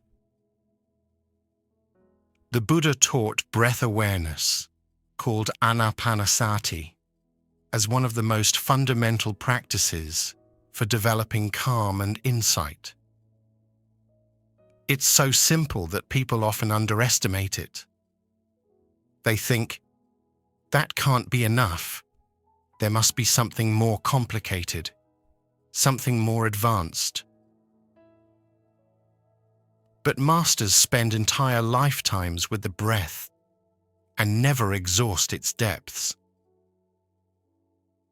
Why is the breath so powerful? Because it's the bridge between your conscious and unconscious mind, between your voluntary and involuntary nervous system, between your body and your awareness. You can't control your heartbeat directly, but you can influence it through your breath. You can't tell your digestive system what to do, but breathing affects it. You can't command your anxiety to disappear, but you can shift your nervous system state through breathing. Your breath has been with you since birth. It will be with you until death. It's the most faithful companion you have, more reliable than any friend, any possession, any external circumstance. And it's always here, always now, always free. You don't need any equipment, any special location, any teacher present, any perfect conditions. Your breath is available in traffic, in meetings, in bed, at 3 a.m, in the middle of a panic attack, in moments of joy, in moments of grief. 3 conscious breaths can change your entire nervous system state. Not because breathing is magic, but because when you breathe slowly and intentionally, you send a direct signal to your vagus nerve, the main nerve of your parasympathetic nervous system, that says, we're safe, we can rest, there's no emergency right now. Let's try it together right now. Not later, not when you have more time, but now. Wherever you are, whatever you're doing, pause for just 3 breaths. First breath. Breathe in slowly through your nose, feeling the air move into your lungs, feeling your belly gently expand. And breathe out through your mouth, letting everything soften, letting the breath carry away any tension you're holding. Second breath, in through your nose again, deeper this time if that feels comfortable, filling your lungs completely. And out through your mouth, slow and steady, like you're gently blowing out a candle. Third breath, one more time, breathing in all the way, feeling yourself expand with the inhale. And releasing fully, letting the exhale be just a bit longer than the inhale, letting your body sink into whatever's supporting it. Notice how you feel now compared to 3 breaths ago. Maybe just slightly different. Maybe a little more present, a little more grounded, a little less caught in the swirl of thoughts. That's the power of breath. Simple, accessible, always available. You don't need to breathe perfectly. You don't need to count to a certain number or hold it for a certain length. You just need to notice it, to be with it, to let it remind you that you're alive right now, in this moment. When anxiety starts building, when thoughts start spinning, when you feel yourself disconnecting from your body and getting lost in your head, come back to your breath.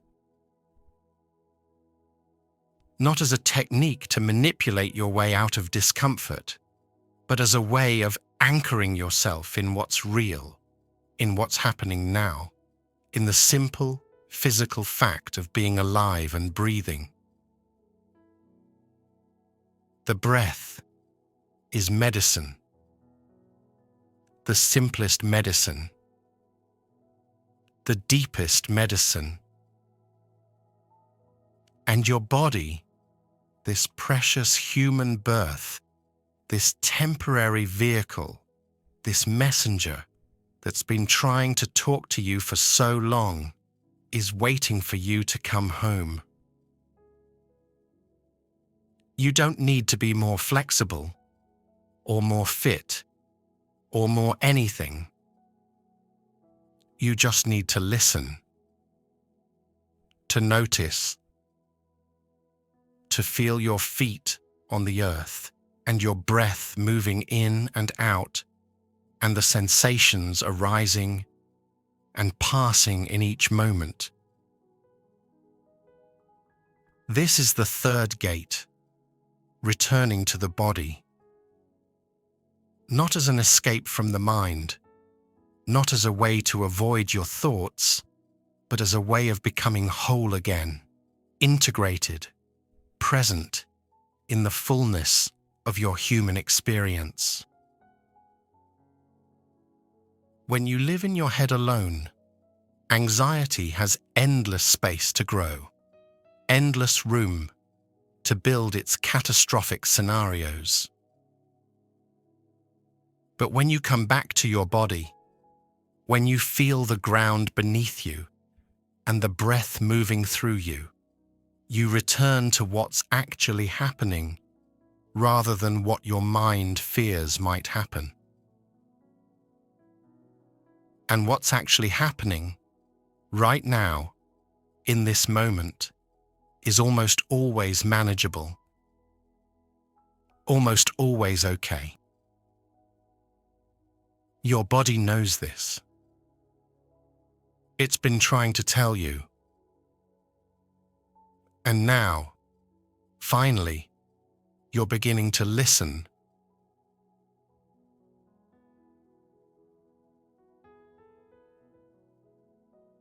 We've walked through 3 gates together, reclaiming time, freeing the mind, returning to the body.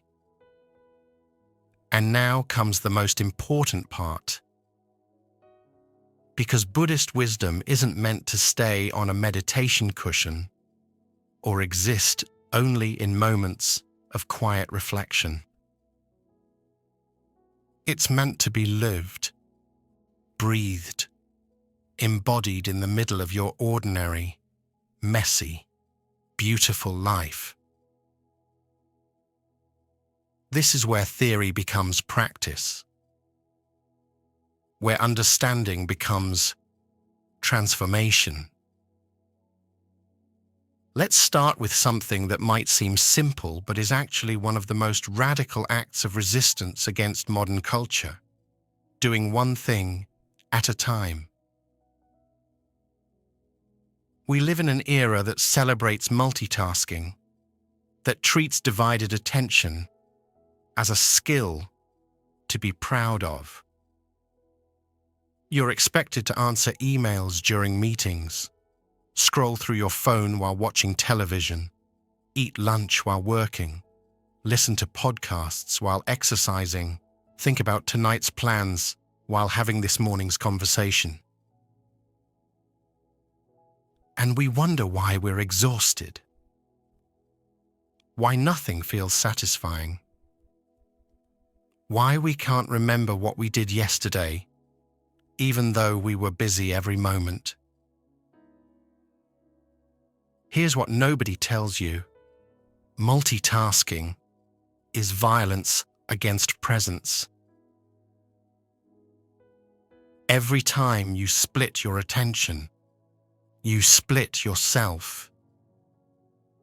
You fragment your consciousness into pieces, none of which can fully inhabit any experience. Your body is at the dinner table, but your mind is checking work messages. Your eyes are on your child's face, but your thoughts are rehearsing tomorrow's presentation. You're physically present in 100 places, but genuinely present in none of them. Your mind split equals your life split. And when your life is split, when you're always partially here and partially somewhere else, peace becomes impossible. Because peace requires wholeness, integration, the gathering of your scattered attention back into one focused point. In Japan, there's a traditional art called chinoyu, the way of tea. It's a ceremony that can take hours, and every movement is done with complete, undivided attention. The host heats the water, not while thinking about other things, but with full presence to the sound of water beginning to boil, the steam rising, the exact moment of readiness. They whisk the tea with total focus, feeling the texture change, seeing the color deepen, hearing the rhythm of the whisk against the bowl. They serve it with a bow that contains their entire being in that gesture of offering. And the guest receives it with equal presence, feeling the warmth of the bowl in their hands, seeing the green of the tea, smelling its earthy aroma, tasting it fully, one small sip at a time. An entire life contained in one cup of tea. This isn't about being Japanese or performing ceremonies. It's about understanding something the Buddha taught 2,500 years ago, and that we've almost completely forgotten. When walking, just walk. When eating, just eat. Not walking while planning, not eating while working. Just this. Only this. Completely this. Why does this matter for anxiety? Because divided attention creates divided peace. When you're doing 3 things at once, your nervous system can't settle. It's constantly switching gears, constantly redirecting resources, constantly in a low-grade state of emergency, trying to track multiple threads simultaneously. You might feel busy, you might feel productive, but you're also creating the perfect conditions for chronic stress and background anxiety. There's also an existential exhaustion that comes from being nowhere fully. You're at work thinking about home. You're at home thinking about work. You're with your family, but mentally reviewing your to-do list. You're on vacation, but checking email. Where are you actually? Nowhere. And that nowhereness, that constant partial presence, that perpetual sense of being between places, rather than in any place, is exhausting in a way that no amount of sleep can fix. Let me give you something practical, something you can try today. Wash one dish with complete attention. Not the whole sink full, just one dish. Feel the temperature of the water on your hands. Notice the texture of the soap, the way it bubbles and spreads. See the light reflecting off the surface of the plate as you clean it. Hear the sound of water running, of your hands moving across ceramic or glass. Feel the weight of the dish, the smoothness, As food residue comes away, the satisfaction of seeing it become clean. Just one dish. Nothing else. No podcast in your ears. No phone nearby. No thoughts about what comes next. Just washing this one dish as if it's the most important thing in the world, because in this moment, it is. This isn't productivity advice. This isn't about becoming better at chores or time management. This is freedom practice. Because when you can bring your whole self to one simple task, when you can gather all your scattered attention into one focused moment, you discover something remarkable. You discover that the present moment is actually enough. That being fully here is more satisfying than being partially everywhere. That peace isn't found in getting everything done. It's found in being completely present for whatever you're doing right now. This is how you begin to live differently. One thing at a time. Completely. With your whole being gathered into this moment, this action, this breath. Now let's talk about a word that might be quietly running your entire life without you realizing it. Should. I should be further along by now. I should be calmer. I should have my life together. This shouldn't be so hard. They shouldn't have said that. The world shouldn't be this way. Every single should is a small act of violence against what is. Buddhism has a word for this, tanha, often translated as craving or thirst. But it's deeper than wanting things. It's the fundamental orientation of wanting reality to be different than it is right now.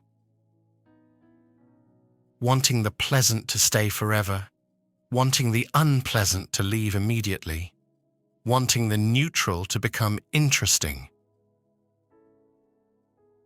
And should is how Tanha speaks in your mind. Every should creates a war with reality. Reality says, this is what's happening. This. Your mind says, no, this should be different.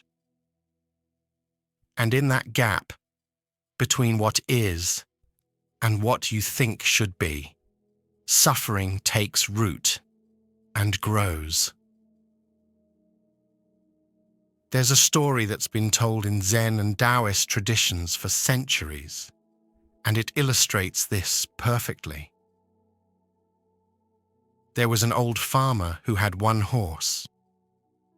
One day, the horse ran away. His neighbors came and said, "Such bad luck." The farmer replied, "Maybe." The next day, the horse returned, bringing 7 wild horses with it. The neighbors exclaimed, "Such good luck." The farmer said, "Maybe." The following day, the farmer's son tried to ride one of the wild horses and was thrown off, breaking his leg. The neighbors said, "Such bad luck." The farmer responded, "Maybe." The day after, Military officials came to the village to draft young men into the army, but the farmer's son was spared because of his broken leg.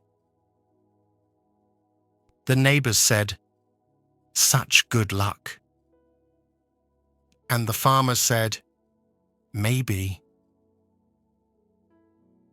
This story points to something profound that the Buddha taught in the Second Noble Truth. Suffering arises from tanha, from this constant craving for things to be other than they are. We're constantly judging reality, constantly comparing it to our mental model of how things should be, constantly generating suffering by arguing with what is. But what if you stopped? What if, like the farmer, you simply acknowledged what is, without immediately leaping to, "This is good," or "This is bad," or "This shouldn't be happening"? Now, let me be clear about something crucial. Acceptance doesn't mean approval. You can accept that something is happening right now without approving of it, without thinking it's good, without becoming passive or resigned. Acceptance is simply acknowledging reality as it actually is in this moment, not as you wish it were, not as it should be, not as it might become, but as it is, right now.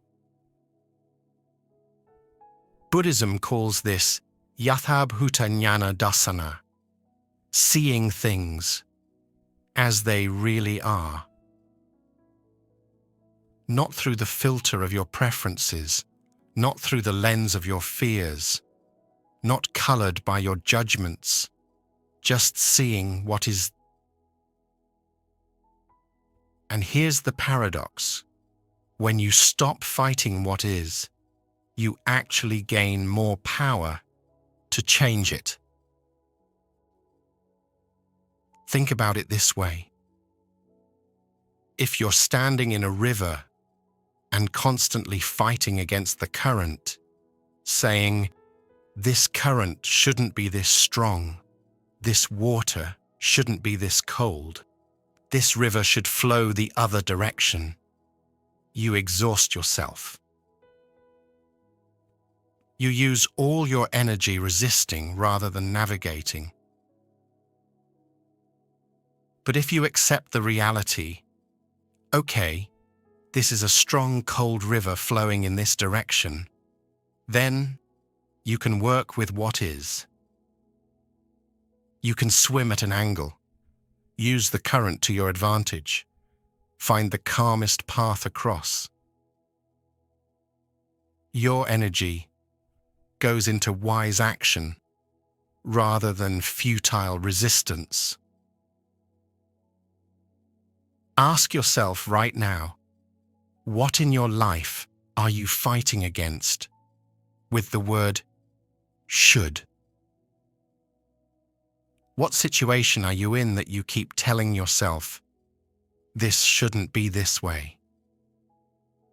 What feeling are you having that you judge with, I shouldn't feel like this? What person in your life are you resisting with, they shouldn't be the way they are? And then ask the radical question, what if you stopped fighting? Not stopped caring, not stopped acting, but stopped arguing with reality. Stop spending your precious energy on the futile task of wishing things were different before you deal with them as they actually are. From acceptance comes clarity. When you're not using all your energy fighting what is, you can see what is more clearly. And from clarity comes wise action. action that's grounded in reality rather than in how you wish reality were. This releases enormous trapped energy. Think about how much energy you spend every day arguing with reality in your mind. Traffic shouldn't be this bad. My coworker shouldn't be so difficult. I shouldn't be this anxious. The weather shouldn't be like this. My body shouldn't hurt. I should be different, better, further along. All of that is energy that could be used for living, for being present, for taking wise action, for actually responding to reality rather than fighting with it. When you release the should, when you make peace with what is, you reclaim that energy, Sen, and you discover something unexpected. Life becomes easier not because circumstances change, but because you've stopped making everything harder by resisting it first. Now let's talk about emotions, perhaps the most misunderstood aspect of human experience, and one of the primary sources of suffering. Your emotions are weather, not climate. This might be one of the most important things you learn from Buddhism, the difference between weather and climate, between temporary states and permanent identity. Right now, there's weather moving through you. Maybe it's calm and sunny. Maybe it's stormy and turbulent. Maybe it's foggy and unclear. But whatever the weather is right now, it's not who you are. It's not permanent. And it will change. The practice Buddhism teaches is called Vedananupassana, observing feelings or sensations without clinging to them. Remember when we talked about the body earlier? We mentioned 3 types of Vedana: pleasant, unpleasant, and neutral. This applies to emotions too. Pleasant emotions, joy, contentment, excitement, love. Your mind wants to grab these, hold on to them, make them permanent. I want to feel this way forever. And when they start to fade, because they always do, you suffer from the loss, from the grasping, from trying to keep something that was never meant to stay. Unpleasant emotions, sadness, anger, fear, anxiety, grief. Your mind wants to push these away immediately, resist them, make them stop. I shouldn't feel this way. This is terrible. I need to fix this right now. And that resistance, that pushing away, often makes the emotion intensify and last longer than it would have if you'd simply allowed it to be there and pass. Neutral emotions, that baseline state when nothing particularly intense is happening. Your mind finds this boring, unsatisfying, and immediately starts seeking something more interesting, creating drama or worry, just to have something to feel. This is how suffering is created around emotions, not by the emotions themselves, but by your relationship to them. The clinging, the aversion, the denial that they're impermanent. But what if you could feel all your emotions without becoming them? What if you could experience anger without being an angry person? Feel sadness without believing you're a sad person? Experience anxiety without identifying as an anxious person? There's a story about a Zen monk who was known for his equanimity, his unshakable peace. One day, a student saw him arguing with another monk, clearly frustrated, voice raised, face flushed. Later, the student approached him confused. "Master, I thought you never got angry, but today I saw you arguing, clearly upset." The monk smiled. "I did feel anger, yes.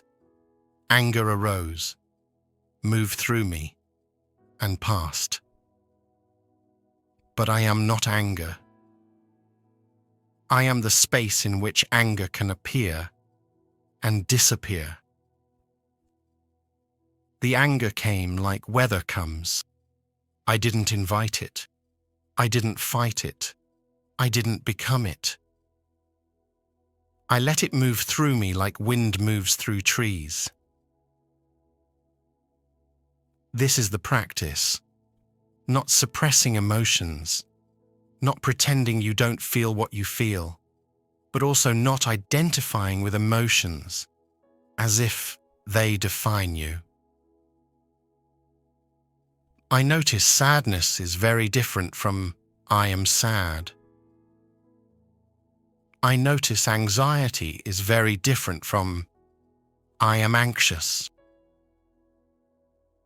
That difference might seem subtle, but it's the difference between freedom and imprisonment. When you say, "I am sad," you've identified your entire being with that emotion.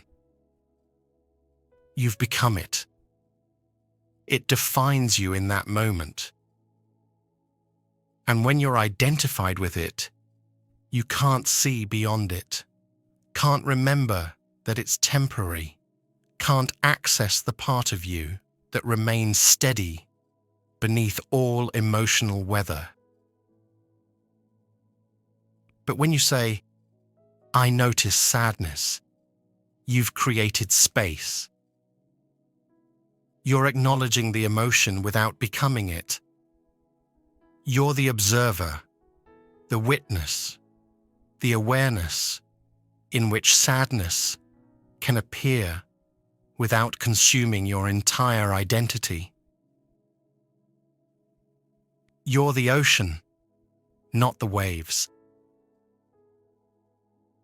The ocean is vast, deep, powerful. Waves rise and fall on its surface, sometimes gentle ripples, sometimes massive swells, sometimes crashing breakers. But the ocean itself, the depth of it, remains unchanged by the surface weather. You are like that ocean. Your emotions are like the waves, real, powerful, worthy of attention, but not the totality of what you are. They rise from the depth, crest, and dissolve back into the depth. And you, the awareness, the consciousness, the depth itself, remain. This is what surfing means in Buddhist practice. You're not trying to stop the waves or calm the ocean or achieve some impossible flat stillness. You're learning to ride the waves without drowning. to stay balanced as they lift you up and set you down, to respect their power without being destroyed by it. The practice is allowing. When an emotion comes, any emotion, can you allow it to be there without immediately trying to change it, fix it, push it away, or grasp onto it? Can you give it space to exist, to express itself, to move through you without resistance? This doesn't mean you act on every emotion. Feeling anger doesn't mean you have to yell at someone. Feeling fear doesn't mean you have to run away. Feeling attraction doesn't mean you have to pursue it. Allowing emotions doesn't mean letting them control your behavior. It means giving them permission to exist in your awareness without immediately reacting to them or trying to make them disappear. And here's what's beautiful. When you allow emotions to be there without resistance, they complete their natural cycle faster. Emotions are designed to arise, peak, and pass. That's their nature. Like waves, like weather, like everything else in this impermanent universe. But when you resist them, when you fight them, or suppress them, or try to think your way out of them, you interrupt their natural cycle. You trap them, and they stay longer, grow stronger, become more problematic. When you allow them, yes, sadness, you can be here, I won't fight you, they complete their journey and naturally dissolve. They come. They peak. They pass. Always. Nothing in your emotional life is permanent, except your capacity to be aware of it all.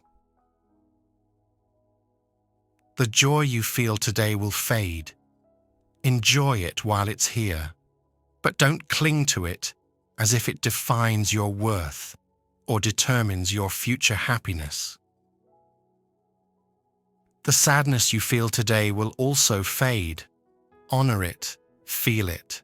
Let it teach you what it has to teach, but don't believe it will last forever or that it defines who you are. This is how you live with your emotions without being ruled by them. This is how you feel everything without being destroyed by anything. This is how you remain human, fully feeling, fully alive, without losing yourself in the storm. The weather changes. Always.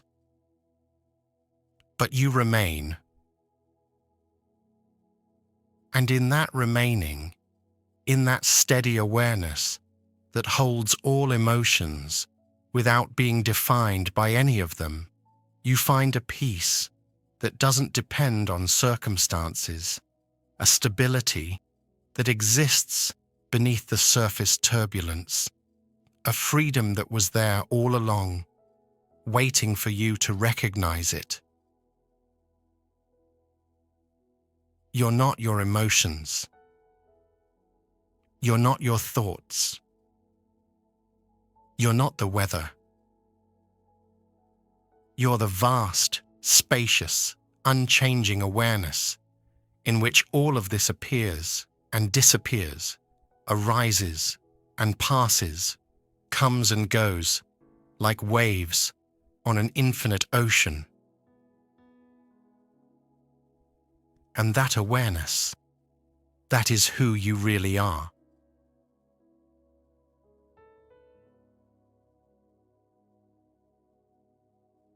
There's a teaching at the very heart of Buddhism that, once understood, changes everything about how you experience life, anxiety, joy, pain, and every moment in between. It's called anicca, impermanence. Nothing lasts. Nothing stays. Everything that arises will also pass away. Everything that comes together will eventually come apart. Every beginning contains its ending, and every ending contains the seeds of a new beginning. This isn't meant to be depressing. In fact, it's the opposite. It's one of the most liberating truths you'll ever encounter. The Buddha taught what are called the 3 marks of existence, 3 characteristics that apply to absolutely everything in this universe, including you, including your anxiety, including every experience you've ever had or ever will have. The first mark is anicca, impermanence. Nothing lasts forever.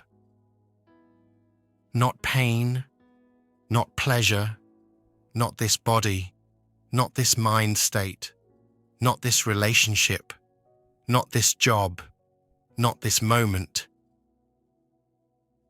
Everything is in constant flux, constantly changing, constantly becoming something else. The second mark is dukkha, often translated as suffering, but more accurately understood as unsatisfactoriness. And here's the connection. Suffering arises when we cling to things that are impermanent, as if they were permanent. When we try to hold on to the pleasant moments as if they'll never end, or when we resist the unpleasant moments as if they'll last forever, we create suffering. The third mark is anatta, non-self or not self. You are not your temporary states. You are not the anxiety you feel today, the sadness that visited yesterday, the joy that might come tomorrow. These are all temporary weather patterns moving through the vast sky of your awareness. They come, they go, but the awareness itself, that which witnesses all of this, remains. These 3 marks work together, and understanding them transforms your relationship with anxiety specifically, and with life in general. Let me share a story about a mother who learnt this teaching not from a book or a teacher, but from watching leaves fall. Her name was Chen, and she'd been struggling with profound grief after her teenage daughter was diagnosed with a chronic illness. Every day felt heavy, impossible, like walking through mud that never ended. She was drowning in the fear of what might happen, the anger at what had happened, the desperate wish that things could go back to how they were before. One autumn afternoon, sitting in her backyard, she watched leaves falling from the old maple tree. One by one, they released their grip on the branches and drifted down, some spinning, some gliding, each one making its own unique journey to the ground. She watched a particular leaf, bright red, beautiful, still clinging to a high branch. It held on through several gusts of wind, trembling but refusing to let go. She found herself identifying with that leaf, thinking about how she was holding on too, refusing to accept what was happening, fighting against the reality of her daughter's illness. And then the leaf let go. Not because it was forced, not because it gave up, but because it was time. It released, and instead of falling with violence or tragedy, it floated, graceful, gentle, finding its way down in its own time, landing softly on the earth where it would become nourishment for the tree's roots, helping new life grow when spring came. In that moment, Chen understood something profound. Everything has its season. Everything changes. Her daughter's health had changed and would continue to change, and fighting against that change was exhausting her, preventing her from being fully present for the life that was actually happening right now. She couldn't control whether her daughter got better or worse. But she could stop clinging to how things used to be. She could stop resisting how things were now. She could, like the leaf, release her grip and trust the process, even when she couldn't see where it would lead. This is the wisdom of impermanence. It's not about giving up or becoming passive. It's about recognizing what's true, what's real, what you can and cannot control. And in that recognition, finding a different kind of peace.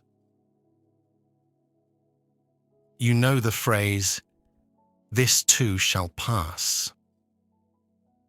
You've probably heard it 1,000 times, maybe even said it to yourself or others. But have you really felt its truth? This too shall pass. Both the pain and the joy. That's the part people often miss. They think of impermanence only when they're suffering, as a comfort. This won't last forever. But impermanence applies to everything equally. The anxiety you're feeling right now, it will pass. The joy you felt last week, that passed too. The love you're experiencing today, its current form will change. The anger, the peace, the confusion, the clarity, all of it is temporary.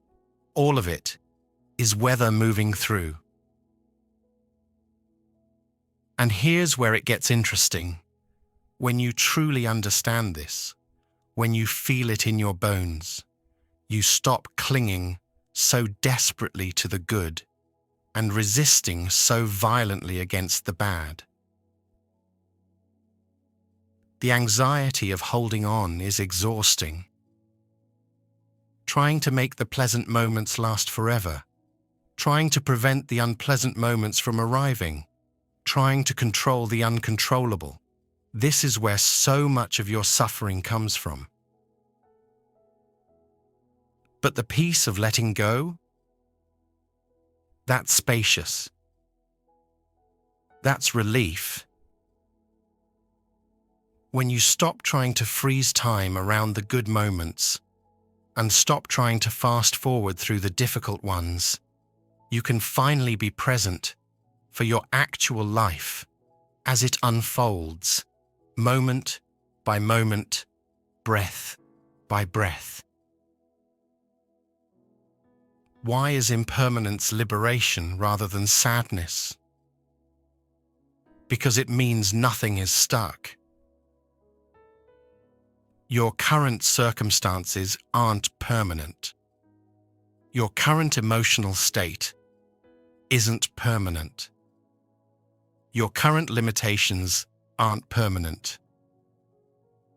Even your anxiety, the thing that might feel like it's been with you forever and will never leave, even that is subject to change, is changing right now as you listen to these words. You've survived 100% of your worst days. Think about that for a moment. Every time you thought, I can't handle this, you did. Every time you believed, this will never end, it did. Every time you felt certain you wouldn't make it through, you made it through anyway. Not because you're superhuman, but because impermanence is a law of nature. Things change. Pain changes. Circumstances change. You change. Take a moment now and remember a time you thought would never end. Maybe it was heartbreak that felt like it would kill you. Maybe it was a job situation that seemed impossible to escape. Maybe it was a period of depression or anxiety that felt endless, like drowning in dark water, with no surface in sight. And yet, here you are. That moment passed. That period ended. Somehow, even though you couldn't see how at the time, you moved through it and came out the other side. This isn't to minimize what you went through or what you might be going through now. Pain is real. Difficulty is real. But so is impermanence. And when you remember that every difficult period in your past eventually passed, it becomes a little easier to trust that this current difficulty will pass too. Not because you forced it to, not because you were strong enough or positive enough, but because change is the nature of things. The river keeps flowing. The seasons keep turning. The breath keeps moving in and out. And your experience keeps shifting, evolving, becoming something new, moment after moment after moment. This understanding, truly feeling it, not just intellectually knowing it, this is what allows you to hold your experiences more lightly. You can feel anxiety without believing it's a permanent condition. You can feel sadness without identifying as a sad person. You can experience difficulty without concluding that your whole life is difficult. Everything is temporary. Everything passes. And that's not a tragedy. It's the greatest relief you'll ever encounter. Now here's where this teaching becomes even more profound, more precious, more relevant to how you actually live your life.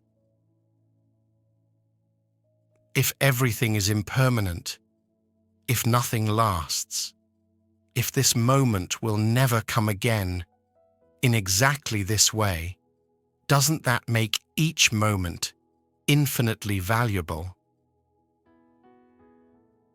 Impermanence isn't just about relief from pain. It's about waking up to the preciousness of now. When you know time is limited, when you truly feel that this conversation, this breath, this sunset, this embrace will never happen again in exactly this way, presence becomes natural. Not forced, not performed, but natural. You stop postponing your life. You stop saying, "I'll be happy when," "I'll relax after," "I'll appreciate things once," because you realize that there is no guaranteed future moment where everything will be perfect, and you'll finally allow yourself to be present. There's only now. This now. This breath that's happening right now and will never happen again. There's a beautiful Zen story about this that has stayed with me for years. An elderly grandmother was dying, and her family gathered around her bed, crying, holding her hands, devastated at the thought of losing her. In her final days, the hospice worker asked if there was anything she wanted, anything that would bring her comfort. The grandmother smiled and said, "I would like a cup of green tea." So they brought her tea, helped her sit up, placed the warm cup in her trembling hands. And she drank it so slowly, so completely, savoring every sip as if it contained the entire universe. Afterwards, she set down the cup, looked at her family with clear, peaceful eyes and said, "That was the best cup of tea I ever had." Her daughter asked, "Why was it so special?" And the grandmother replied, "Because I knew it was my last. So I really tasted it." This isn't morbid, it's awake. The grandmother wasn't depressed by the knowledge of her impending death. She was awakened by it. It made her present for the tea in a way she might never have been otherwise. You don't have to be dying to live this way. You just have to remember that everything is dying, everything is temporary, including you, including this moment, including the people you love, and the life you're living right now. Each conversation is unrepeatable. You'll never have this exact exchange with this person again, even if you talk to them every day for the rest of your life. This version of them, this version of you, this moment in time, it's happening once. Each breath is a gift. Not metaphorically, but literally, you're breathing right now, and you have no guarantee of the next breath, even though you assume it will come. Each inhale, each exhale is a gift you're receiving moment by moment. When you understand impermanence deeply, gratitude becomes effortless. Not because you're trying to be positive or spiritual, but because you genuinely recognize how precious and fragile and temporary everything is. Let me ask you something right now, and really take a moment to consider it. What are you grateful for right now? Not what should you be grateful for, according to someone else's standards, not what you're supposed to appreciate, but what actually touches your heart in this moment. Maybe it's something big, your health, your loved ones, a roof over your head. Maybe it's something small, the softness of the blanket you're wrapped in, the sound of rain outside, the fact that you have time to listen to this right now. Whatever it is, let yourself feel it for a moment. Not just think about it, but feel the appreciation in your body, in your heart. And then remember, this thing you're grateful for is also impermanent. It won't last forever in its current form, which makes it even more precious, doesn't it? This is the practice, holding everything lightly, but appreciating it deeply, knowing it will change while loving it as it is. Not clinging out of fear of loss, but cherishing because of the reality of loss. This moment, exactly as it is, will never come again. Read that again, slower. This moment, exactly as it is, will never come again. Not this configuration of light and sound and sensation. Not this particular thought or feeling. Not this version of you listening to these words.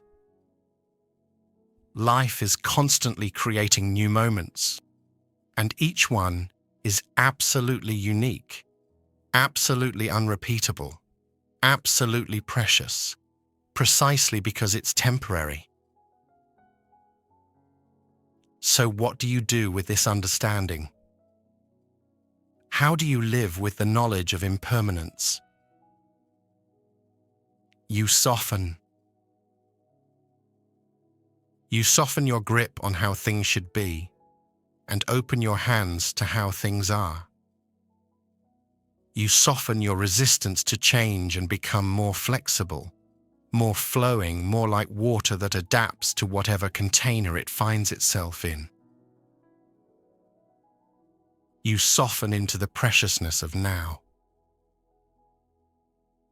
Not in a desperate way, not trying to squeeze every drop of meaning out of each moment until you're exhausted, but in a gentle way, just being here, just noticing, just appreciating that you're alive right now, that you can feel and think and breathe and experience this extraordinary thing called existence.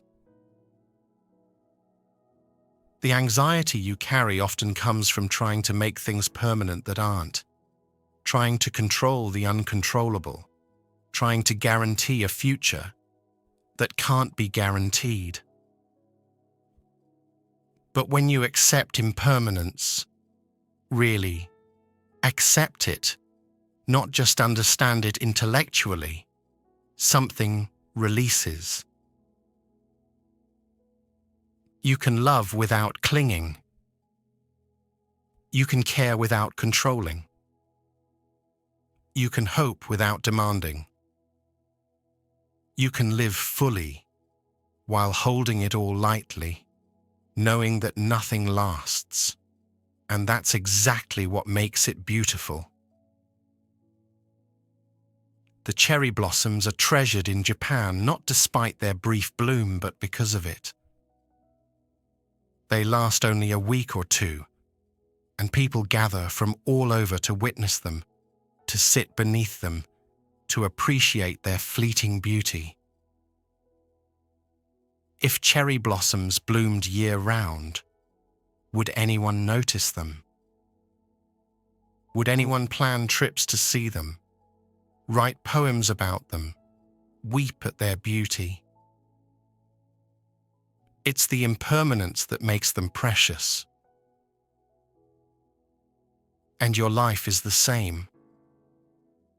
These days, these hours, these moments with the people you love, these experiences you're having right now, they're precious, precisely because they won't last forever. So what are you waiting for?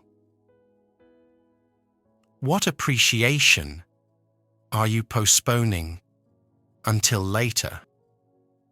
What presence are you delaying until circumstances are perfect? What love are you holding back until you're sure? Later might not come. Perfect might never arrive. Certainty doesn't exist. But now is here. Imperfect, uncertain, temporary, absolutely precious now is here. And you have a choice, in this moment and in every moment, to be fully here for it, or to continue postponing your life until some imaginary future moment when everything aligns just right. The wisdom of impermanence teaches you that the time to live is now. Not because you might die tomorrow, but because this moment is the only one that actually exists. Yesterday is gone. Tomorrow hasn't arrived.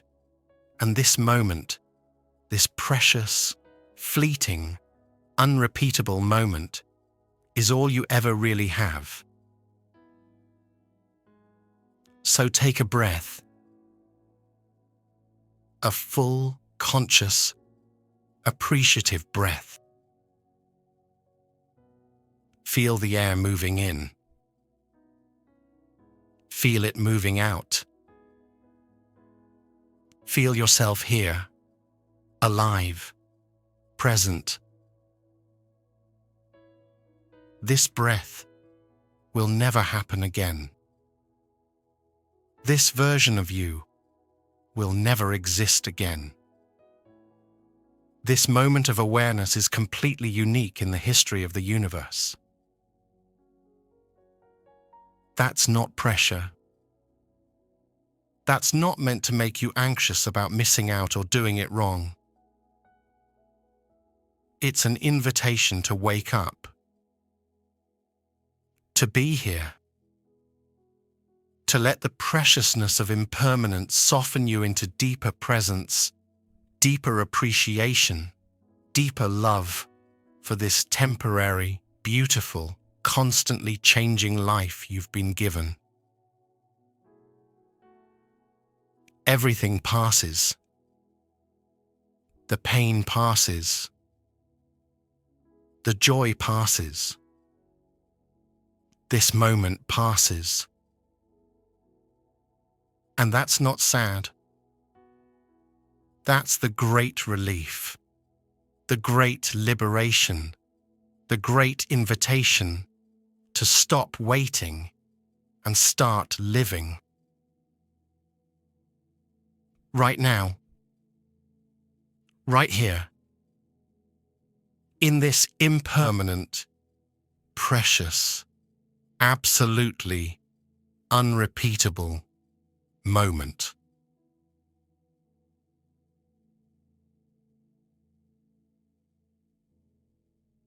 You don't need a mountaintop. You don't need a monastery in Tibet or a silent retreat center in the forest. You don't need to quit your job, leave your family, or change your entire life to find the peace you're seeking. What you need is much simpler, much more accessible, and much more powerful than you might think.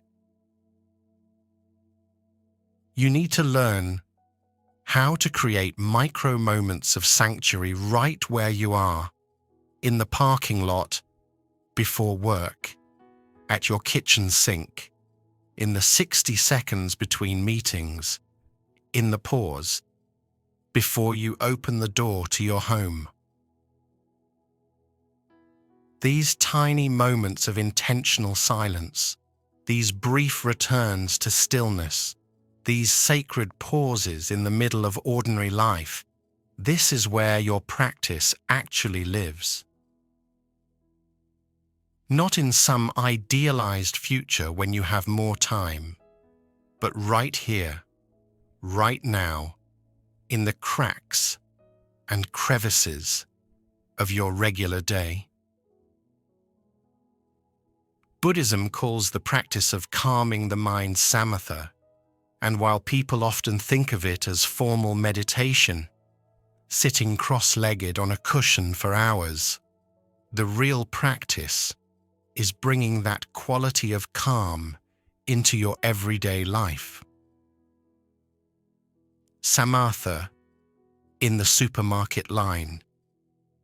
Samatha while washing your hands. Samatha in the elevator, in traffic, in the waiting room. Sacred pauses are exactly what they sound like. Deliberate, conscious moments where you stop the momentum of doing and simply be. Before you eat, pause for 5 seconds. Look at your food. Take one breath. Arrive at the table before taking the first bite. Before a meeting, pause in the doorway. Feel your feet on the ground. Take one conscious breath. Let the previous moment release before entering the next one. Before sleep, pause at the edge of your bed. Instead of collapsing into unconsciousness or scrolling through your phone, sit for just 30 seconds. Acknowledge the day that's ending. Take 3 full breaths. These aren't complicated practices. They don't require training or special circumstances. They're simply moments of remembering to be present, remembering that you have a body and breath, remembering that you can choose calm even when everything around you is chaos. Research shows that 60 seconds of intentional quiet can reset your nervous system. Just 60 seconds, 1 minute of conscious breathing, of silence, of presence, and your heart rate variability improves. Your stress hormones begin to decrease. Your parasympathetic nervous system comes online. You have 60 seconds. You might think you don't, but you do. You just haven't made them sacred yet. Let me tell you about Maya, a corporate lawyer who discovered this practice not through spiritual seeking, but through sheer desperation. She was working 80-hour weeks, handling high-stakes litigation, barely sleeping, living on coffee and adrenaline. Her anxiety had reached a point where she was having panic attacks in the bathroom at work, her hands shaking during depositions, her mind racing so fast she couldn't track conversations anymore. One morning, sitting in her car in the parking garage before work, she realized she couldn't get out. Not physically, she wasn't paralyzed, but mentally and emotionally, she couldn't face walking into that building, couldn't face another day of the relentless pressure. So she just sat there. And in that sitting, in that moment of not doing forced upon her by overwhelm, something shifted. She took a breath. Not a deep, dramatic breath, just a normal one, but she noticed it. And then another, and another. For 5 minutes, she just breathed in her car, not trying to fix anything, not planning her day, not rehearsing arguments or reviewing emails, just breathing, just being, just sitting in the stillness before the storm. And when she finally walked into work, something was different. She felt more grounded, more present, less like she was already drowning before the day even began. So she started doing it intentionally. Every morning, before getting out of her car, she'd sit for 5 minutes. Just breathing, just being, creating a tiny sanctuary in the front seat of her Honda before entering the chaos of her day. Then she added another pause, 60 seconds before lunch, sitting at her desk, with her eyes closed, just breathing, letting the morning release before the afternoon began. Then another 30 seconds before walking into her apartment at night, standing outside her door, breathing, letting work fall away before crossing the threshold into her home life. These micro moments, never more than 5 minutes, usually just 60 seconds, began changing her entire experience of life. Not because they eliminated stress or made her job easier, but because they gave her places to land, moments to reset, sacred pauses, where she could remember who she was, beneath all the doing and performing and achieving. Within 3 months, her panic attacks had stopped. Not because she'd changed jobs or circumstances, but because she'd changed her relationship to those circumstances. She'd created sanctuary not by escaping her life, but by bringing moments of stillness into the middle of it. You can do this too. Starting today. Choose one transition in your day, one moment where you move from one thing to another. Waking to getting out of bed. Arriving at work to entering the building. Finishing work to starting dinner.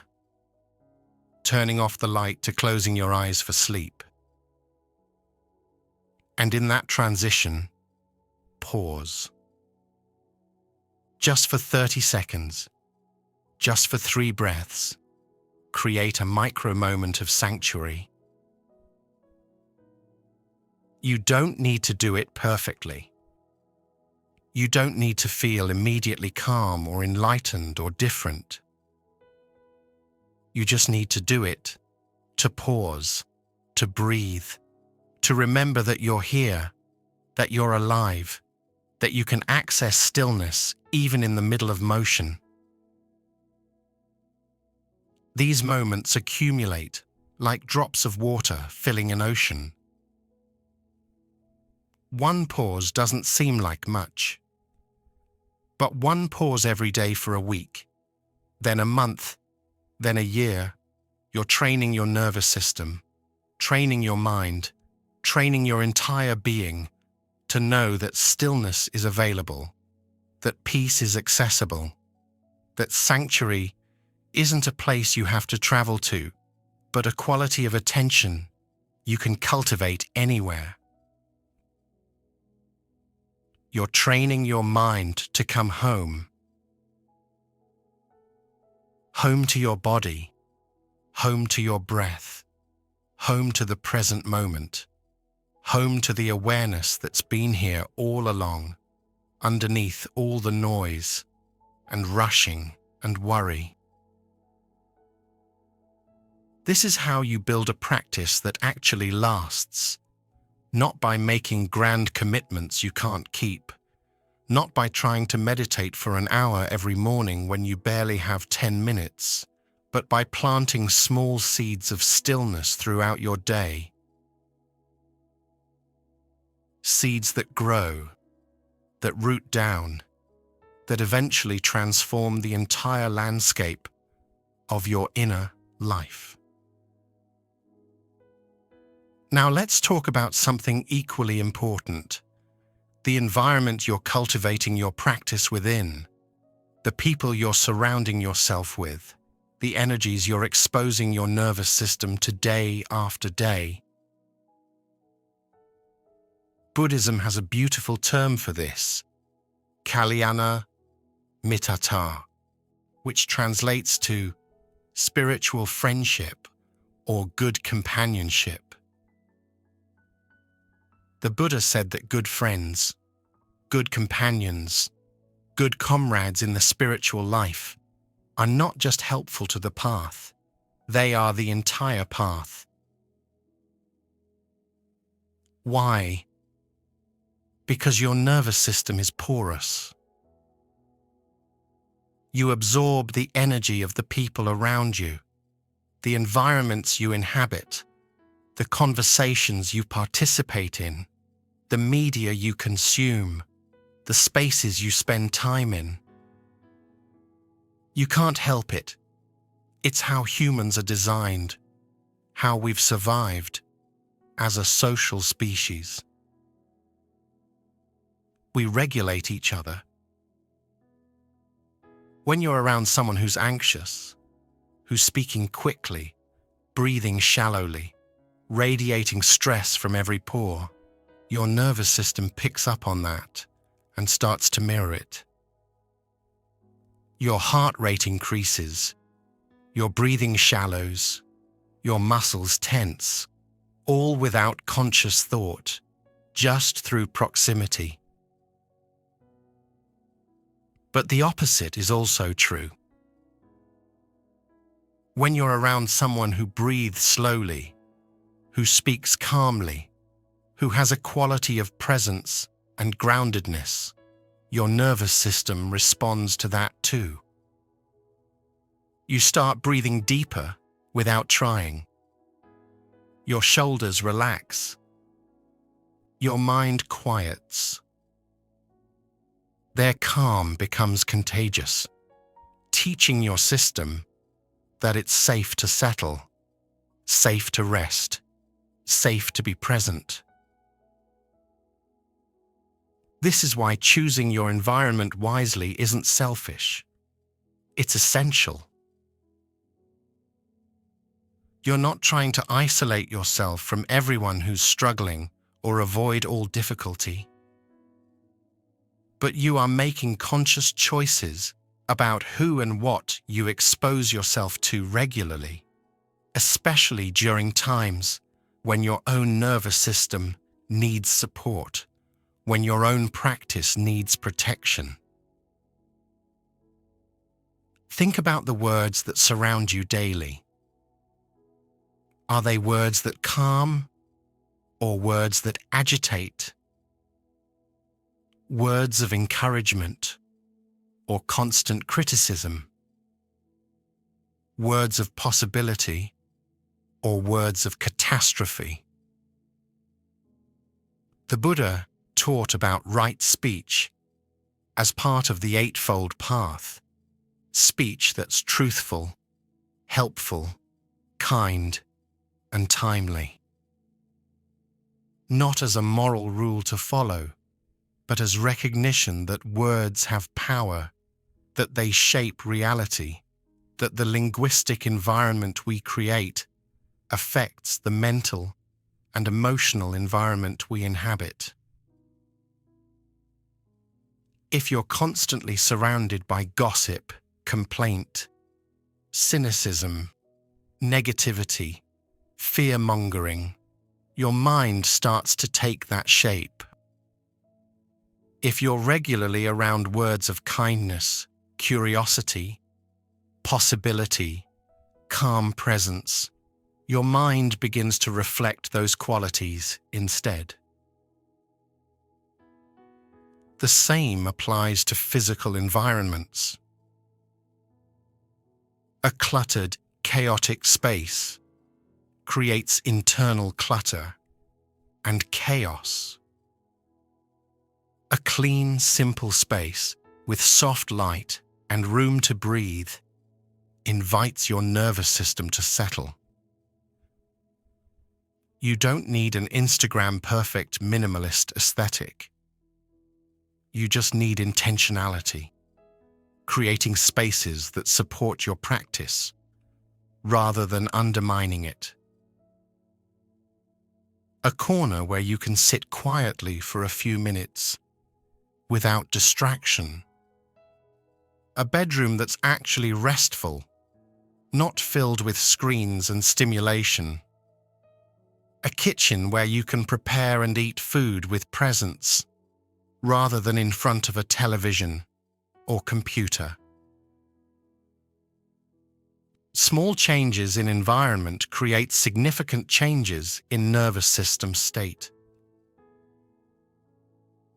There's a story about a monk named Ajahn Chah, who was known for his wisdom and peace.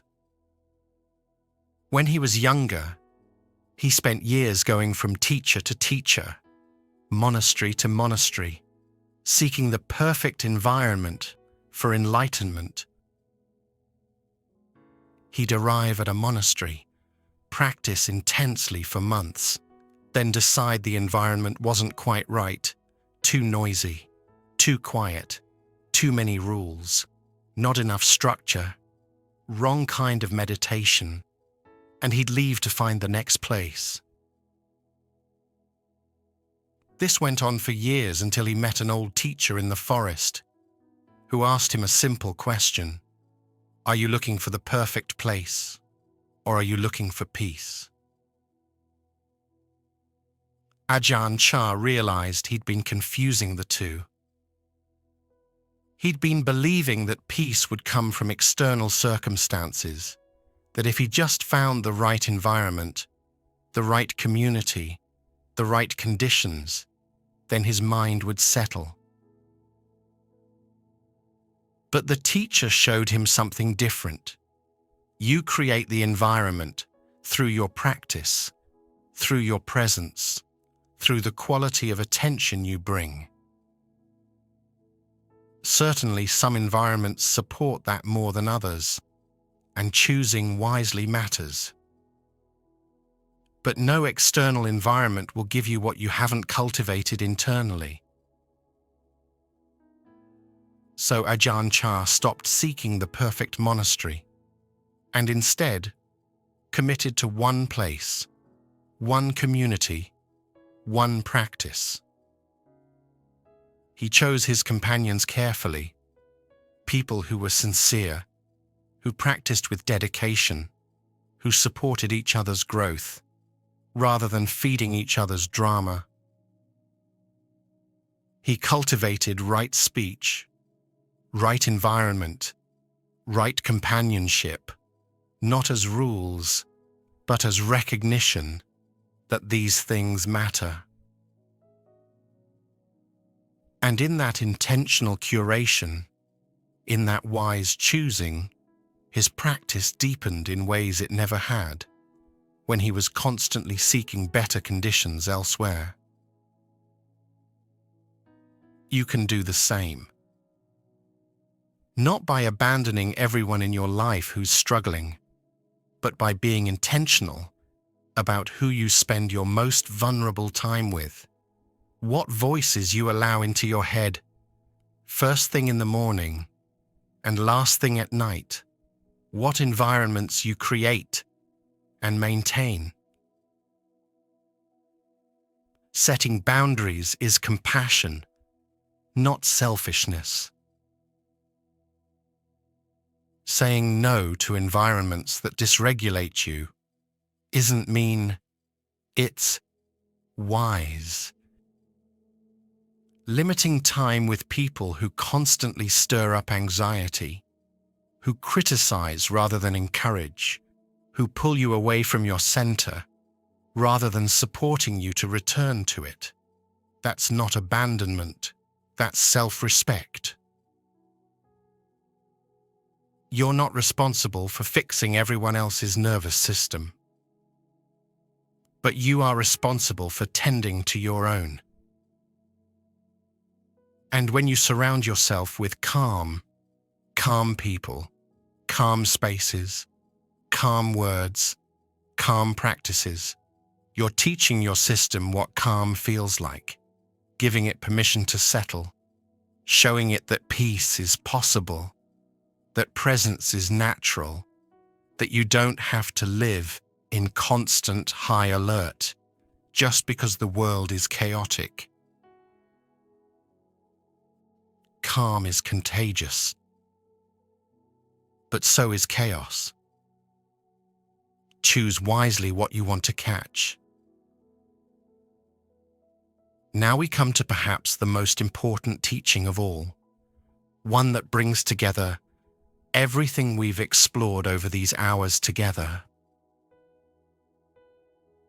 Just before the Buddha died, his students gathered around him, devastated, asking what they should do without him, who would guide them, where they should turn for wisdom.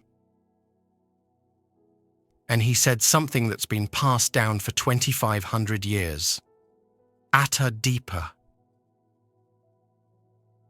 Be a lamp unto yourself. Or as it's sometimes translated, be your own light. This wasn't dismissive or distant.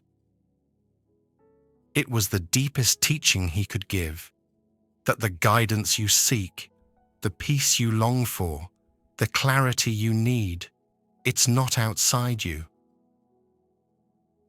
It has never been outside you.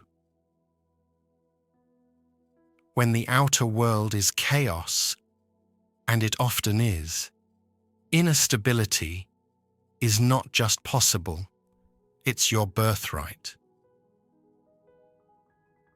You're not creating sanctuary through these practices. You're recognizing that you are the sanctuary. You are the space of awareness in which all experience arises and passes. You are the stillness that holds the storm, the sky that contains all weather, the light that illuminates everything without being dimmed by anything. This isn't self-help affirmation. This isn't positive thinking or manifesting or trying to convince yourself of something that's not true. This is seeing what's always been true, what you've simply forgotten or never been taught to recognize. You are not the storm of thoughts swirling through your mind. You are the awareness that can observe the storm. You are not the waves of emotion rising and falling. You are the ocean depth that remains steady beneath the surface turbulence. You are not the anxiety or fear or worry that visits. You are the space that can hold all of it without being destroyed by any of it. Take a moment and feel into this. Not with your thinking mind, but with your direct experience. Right now, in this moment, there's awareness here. Awareness of these words, awareness of your body, awareness of sounds around you, awareness of breath, awareness of whatever emotions or thoughts are present. That awareness, who or what is that? It's not a thought, because you can observe your thoughts. It's not an emotion, because you can feel emotions arise within it. It's not your body, because you can sense your body as an object of awareness. It's the witnessing presence, the consciousness itself, the space in which all experience happens. And that has always been here. That has never been touched by any of the content that moves through it. You could call it awareness, consciousness, presence, your true nature, Buddha nature. The name doesn't matter. What matters is recognizing it, resting in it, knowing yourself as that, rather than as the temporary contents that move through it. I am the space that can hold it all. Not as an affirmation you're trying to believe, but as recognition of what's already true. This capacity to hold, to witness, to be present for everything without being overwhelmed by anything, it's not something you need to develop or achieve or earn. It's been here all along. Practice doesn't create it. Practice reveals it. All these teachings, all these practices, the slowing down, the presence, the observation of mind, the returning to body, the recognition of impermanence, the micro moments of sanctuary, none of it is making you into something you're not. It's all just clearing away the clouds so you can see the sky that's been here the whole time. You are your own light. You have always been your own light. And the greatest gift of Buddhist practice is not that it gives you something new, but that it shows you what you've always had, but forgot how to see. The anxiety, the thoughts, the emotions, the experiences, these are all weather patterns moving through the vast sky of your awareness. Real, powerful, worthy of attention and respect, but not who you are. You are the sky itself. Vast, spacious, unchanging beneath all the changing forms. And in that recognition, in that knowing yourself as awareness, rather than as the contents of awareness, you find the sanctuary you've been seeking all along. Not somewhere else. Not in perfect circumstances. Not when everything is finally calm. Right here. Right now. In the midst of whatever is happening. You are the space that can hold it all. You always have been. And you always will be.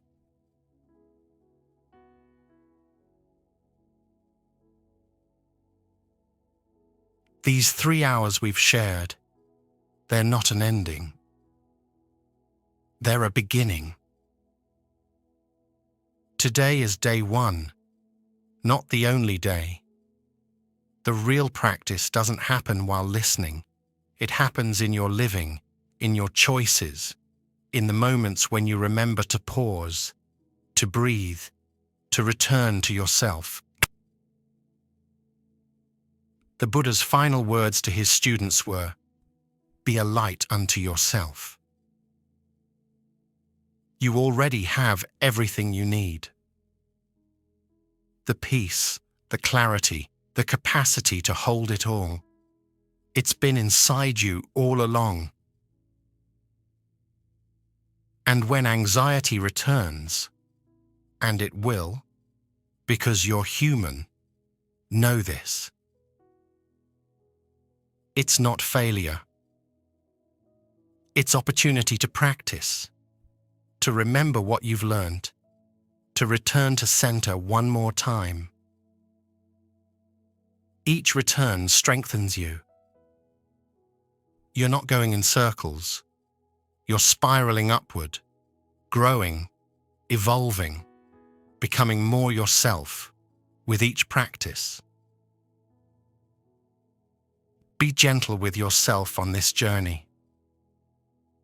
You're doing something courageous, simply by seeking peace in a world that profits from your anxiety. Thank you for trusting this time with me. Know that you can return here whenever you need, whenever you want to remember.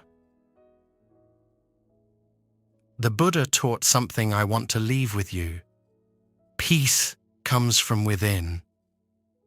Do not seek it without. If this resonated with you, leave a simple comment, maybe just the words, "I am calm," and know you're part of a community, all of us breathing through this together. May you be peaceful. May you be present. May you remember who you truly are.